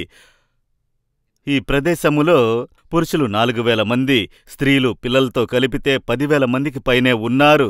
ఇంతమందికి ఎలా మనము భోజనం పెట్టగలము? అప్పుడు దేవుడు చెబుతున్నారు, నేనొక అద్భుతం చేస్తాను. మీ వద్ద ఏముందో అది తీసుకురండి. వాళ్ళు తీసుకొస్తున్నారు. కొందరు చేపలు, కొన్ని రొట్టె ముక్కలు తీసుకువచ్చి యేసుకి ఇచ్చారు. యేసు దాన్ని తీసి ఆశీర్వదించి అందరికీ ఇచ్చి తృప్తిగా తినమని సంతోషంగా వెళ్లేలా చేశారు. ఎందుకు అద్భుతం చేశారు? కనికరము. జనం కోసం పరితపించే ఒక మనసు. ఈ రోజుకి ఏదో ఒక అద్భుతం చేస్తున్నారు. మీ కన్నీటిని చూస్తున్నారు, వేదనల్ని చూస్తున్నారు, యేసు యేసు అని విలపించడం చూస్తున్నారు. వెంటనే మీకోసం పరితపిస్తున్నారు, కనికరపడుతున్నారు. కనికరపడే ఆయన అద్భుతం చేస్తున్నారు. ఈ రోజుకి ఆయన అద్భుతం చేయడానికి కారణమదే. ఆ కనికరము. ఒకసారి ఒక క్రైస్తవులు కాని ఒక సహోదరి నన్ను చూడ్డానికి వచ్చారు. ఆమెను కూర్చోబెట్టి మాట్లాడుతున్నాను. ఏం పని మీద వచ్చారు సహోదరి అని అడిగాను. అయ్యా, నేనేమో క్రైస్తవురాలు కాదు. నాకేమో వివాహమయ్యి పిల్లలు లేరు. అందువల్ల ప్రతిరోజు నా అత్తగారు తిడుతూనే ఉంటారు. ఉదయం నుంచి రాత్రి పడుకోవడానికి వెళ్లేంత వరకు తిట్లు తిడుతూనే ఉండాలి, తిడుతూనే ఉంటారు, కొరత చెబుతూ ఉంటారు. నా భర్త పనికి వెళ్ళిపోతారు. ఆయన వచ్చేంతవరకు ఆ తిట్లు నేను వింటూ ఉండాలి. అందరి మధ్యలో అవమానంగా మాట్లాడతారు. పక్కింటివారు, ఎదురింటివారు, బంధువులు వచ్చేశారంటే నాకు పిల్లల్లేరు అనే కొరతను చెప్పి కేవలంగా మాట్లాడతారు. నా మనసు ముక్కలైపోయినది. ఇప్పుడు నన్ను పిలిచి చెబుతున్నారు, ఈ సంవత్సరంలో పిల్లలు పుట్టకపోతే నా కొడుక్కి నేను వేరే పెళ్లి చేస్తాను అని నా దగ్గరే చెబుతున్నారు. ఇప్పుడు నా జీవితం ప్రశ్నార్థకము. ఒకవైపు నిందలు, ఇబ్బందులు, అవమానము. ఇంకోవైపు నా జీవితం ప్రశ్నార్థకంగా మారింది. కంటిలో కన్నీటితో ఏడుస్తున్నారు. నేనడిగాను, పెళ్ళయ్యి ఎన్నాళ్ళు అయింది సహోదరి అని అడిగాను. 2 సంవత్సరాలు అయ్యాయి అన్నారు. అంతే కదా. ఎంతోమందికి 10 సంవత్సరాలు, 15 సంవత్సరాల తర్వాత దేవుడు ఆశీర్వదించి పిల్లల్ని కంటున్నారు, దేవుడిస్తున్నారు. మీకు 2 ఏళ్లలోనే ఇన్ని సమస్యలంటే ఇంకా ఏడుస్తున్నారు. అప్పుడే చెప్పారు, నా అత్తగారు ఈ విధంగా బాధ పెడుతూ ఉన్నారు. ప్రతిరోజు ఈ మాటలు వింటూ నేను బ్రతకలేకపోతున్నాను. నాకు మనసు ముక్కలైపోతుంది. ఆ కన్నీటి ఏడుపుని చూచిన వెంటనే దేవుని యొక్క మనసు ఆ కుమార్తె కొరకు కనికరపడింది. యేసు యొక్క కనికరాన్ని నేను తెలుసుకోగలిగాను. యేసు మీకు అద్భుతం చేస్తారు. మీ నిందను మారుస్తారు. మీ కన్నీటిని తుడుస్తారు. మనం ప్రార్థన చేద్దామని ఆ కుమార్తె కోసం ప్రార్థన చేసి, దేవుడా, ఆమె కన్నీటిని చూడండి, ఆమె నిందని మార్చండి, గాయపడిన మనసుకి ఒక ఓదార్పు మీరు ఇవ్వాలి.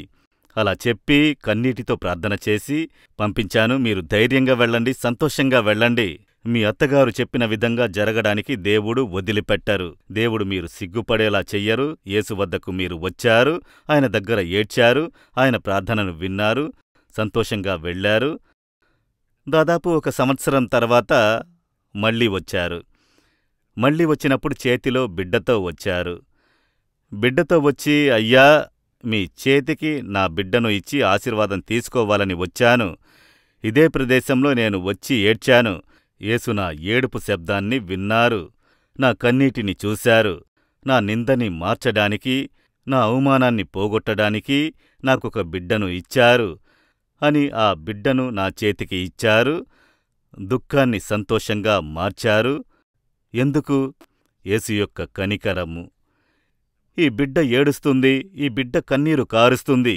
అది ఆయన మనసుని బాధపెట్టింది. యేసు అని మీరు కన్నీరు కార్చారంటే యేసు యొక్క మనసు బాధపడుతుంది. ఆయన పరితపించే ఒక దేవుడు, కనికరము గలవారు. ఈరోజు కన్నీటితో నిలబడి ఉన్నారా? బయటకు చెప్పి ఏడవలేకపోతున్నాను. నా హృదయంలోనే నేను ఏడుస్తున్నాను అలా అనుకుంటున్నారా? యేసుకి అది తెలుసు. రాత్రి సమయములో పడకను కన్నీటితో తడుపుతున్నారు.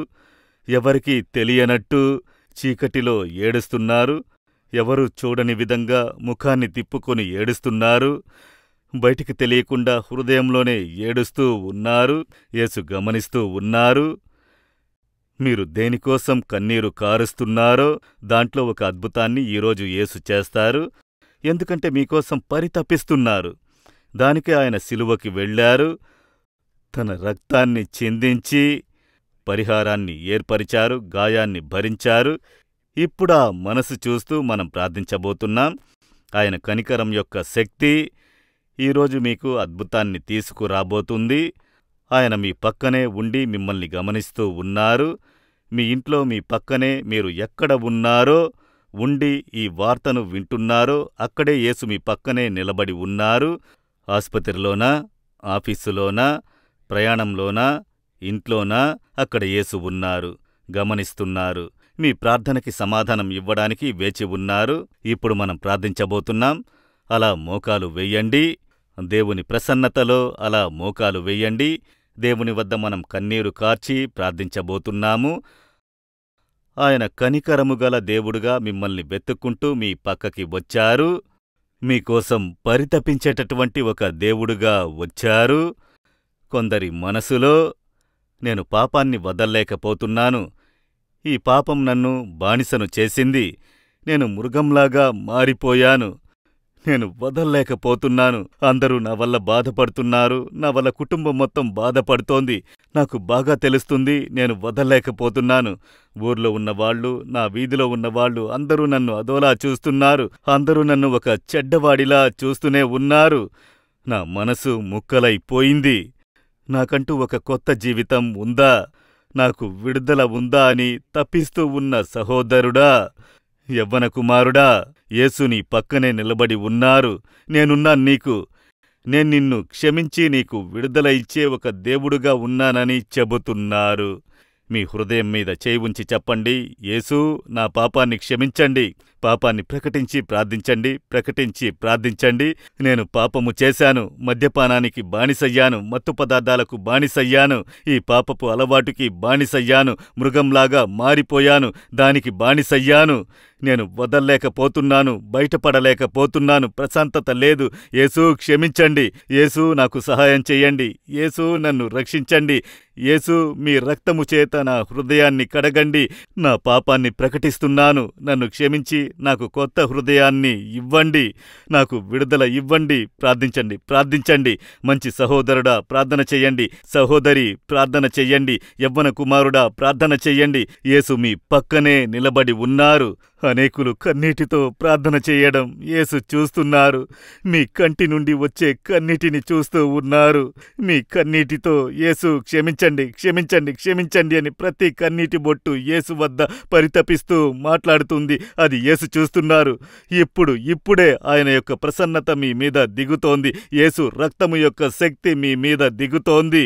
యేసుక్రీస్తు రక్తము సకల పాపాలను తుడిచి శుద్ధీకరిస్తుంది అనే వాక్యం ప్రకారం ఆయన రక్తం యొక్క శక్తి మీ హృదయంలోనికి దిగుతోంది. పాపపు భారం తొలగుతుంది. మీ హృదయము తేలికగా మారుతుంది. పాపం గురించి ఆలోచన మీ నుంచి తొలగిపోతుంది. ఆ పాపపు ఆశ మీ నుండి తీసివేయబడుతుంది. ఆత్మైన వారు ఎక్కడున్నారో అక్కడ విడుదల. యేసుక్రీస్తు విడుదల ఇస్తే నిజంగానే విడుదల పొందుతారు. ఇప్పుడు ఆయన యొక్క శక్తి మీ మీద దిగి విడుదలను ఇస్తూ ఉంది. కట్లు తెంచబడుతూ ఉన్నాయి, పాపాలు క్షమించబడుతున్నాయి, పాపపు కట్లు తెంచబడుతున్నాయి. యేసు మీకు కృతజ్ఞతలయ్యా, కృతజ్ఞతలయ్యా. అనేకులను మీరు తాకుతున్నారు. అనేకులకు క్షమాభిక్ష సంతోషాన్ని ఇచ్చే విధముగా మీ రక్తము చేత కడుగుతున్నారు. కృతజ్ఞతలు, కృతజ్ఞతలు దేవుడా, మీకు కృతజ్ఞతలు. అలా యేసు స్తోత్రములు అని చెప్పండి. యేసు నన్ను క్షమించినందుకు స్తోత్రములు, నన్ను మీ రక్తముతో కడుగుతున్నందుకు స్తోత్రములు. యేసు ఈ పాపం నుండి నాకు విడుదల ఇస్తున్నందుకు స్తోత్రములు. మీరు స్తుతించను ఒక సంతోషము మనసులో వస్తుంది. అదే రక్షణ యొక్క సంతోషము, క్షమాభిక్ష యొక్క సంతోషము, పాపం నుండి విడుదల పొందిన సంతోషము.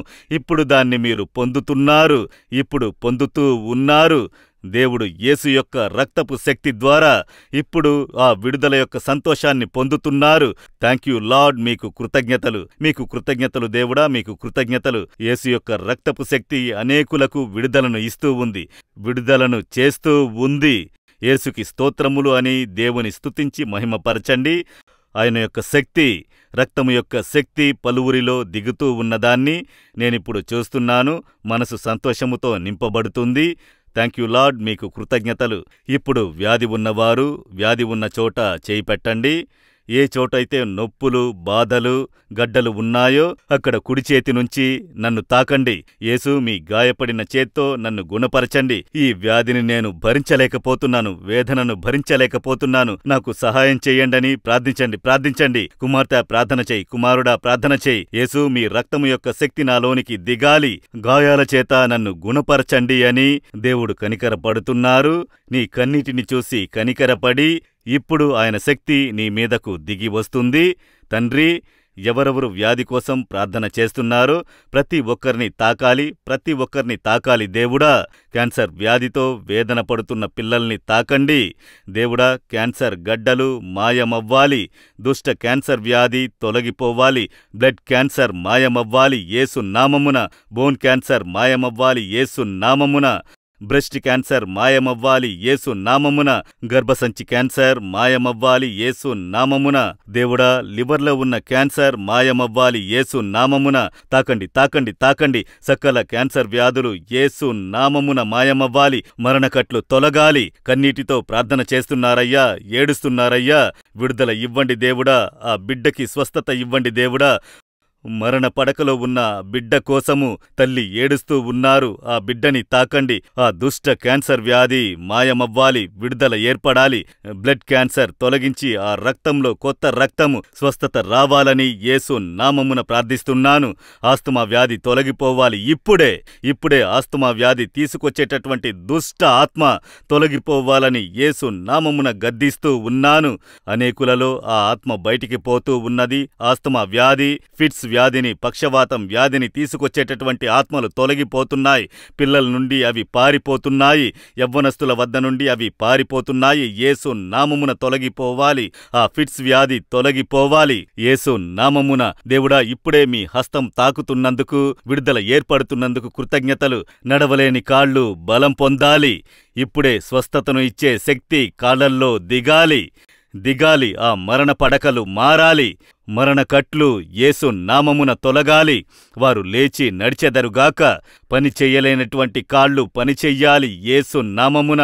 పనిచెయ్యలేనటువంటి చేతులు పనిచెయ్యాలి యేసు నామమున. ఆర్థరైటిస్ వ్యాధి, కీళ్ల వ్యాధి తొలగిపోవాలి యేసు నామమున.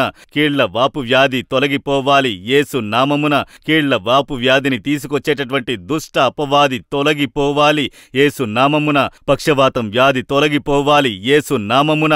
ఇప్పుడే కాళ్లను చేతులను కట్టి ఉంచిన శత్రువు యొక్క క్రియలు నాశనమవ్వాలి. విడుదల, స్వస్థత ఏర్పడునుగాక. తల నుండి కాలి వరకు స్వస్థతను ఇచ్చే శక్తి ఇప్పుడే దిగాలి. దేవుని యొక్క శక్తి తాకుతున్నందుకు కృతజ్ఞతలు దేవుడా, మీకు కృతజ్ఞతలు. తాకండి దేవుడా. సైనస్ సమస్య వల్ల కష్టపడే పిల్లలు దేవుడా వేదనతో ప్రార్థన చేస్తున్నారయ్యా. ఎన్నో సంవత్సరాలుగా ఈ వేదన నజరేయుడగు యేసు నామమున ఆ సైనస్ సమస్య తొలగాలి. స్వస్థత యేసు నామమున ఏర్పడాలి. దేవుని హస్తం తాకుతున్నందుకు మీకు కృతజ్ఞతలు. కనులలో స్వస్థత ఏర్పడాలి. చెవిలో యేసు నామమున స్వస్థత ఏర్పడాలి. తలలో ఉండేటటువంటి ట్యూమర్ మాయమైపోవాలి యేసు నామమున. మీ శక్తి తాకుతూ విడుదల ఇస్తున్నందుకు కృతజ్ఞతలు. స్వస్థత ఇస్తున్నందుకు మీకు కృతజ్ఞతలు. థ్యాంక్ యూ లార్డ్, మీకు కృతజ్ఞతలు. దేవుడా, మీకు కృతజ్ఞతలయ్యా. దుష్ట ఆత్మలకు విరోధంగా వచ్చేటటువంటి భయాన్ని తీసుకొచ్చేటటువంటి ఆత్మలు, మరణ పోరాటాన్ని తీసుకొచ్చేటటువంటి ఆత్మలకు, ఆత్మహత్య చేసుకోమని ప్రేరేపించే ఆత్మలు, చేతబడులు, మంత్రాలు, క్రియలలో క్రియ చేసేటటువంటి దుష్ట ఆత్మలు ప్రతి ఒక్కరిని వదిలిపోవాలి యేసు నామమున. ఈ యవ్వన స్త్రీ నుండి అవన్నీ తొలగిపోవాలి యేసు నామమున. ఆ చిన్న పిల్ల నుండి తొలగిపోవాలి యేసు నామమున. ఇంట్లో మీ రక్తాన్ని జల్లి ప్రార్థన చేస్తున్నాను. యేసు రక్తాన్ని ఇళ్లల్లో జల్లి ప్రార్థన చేస్తున్నాను. దుష్ట మంత్రశక్తులు చేతబడులు ఈరోజే నాశనమవ్వాలి. మీకు కృతజ్ఞతలు, మీకు కృతజ్ఞతలు. అందరూ కుడి చేతిని ఎత్తండి. యేసు స్తోత్రములు అని చెప్పండి. ఏం ఆశీర్వాదం కావాలో ప్రార్థించండి.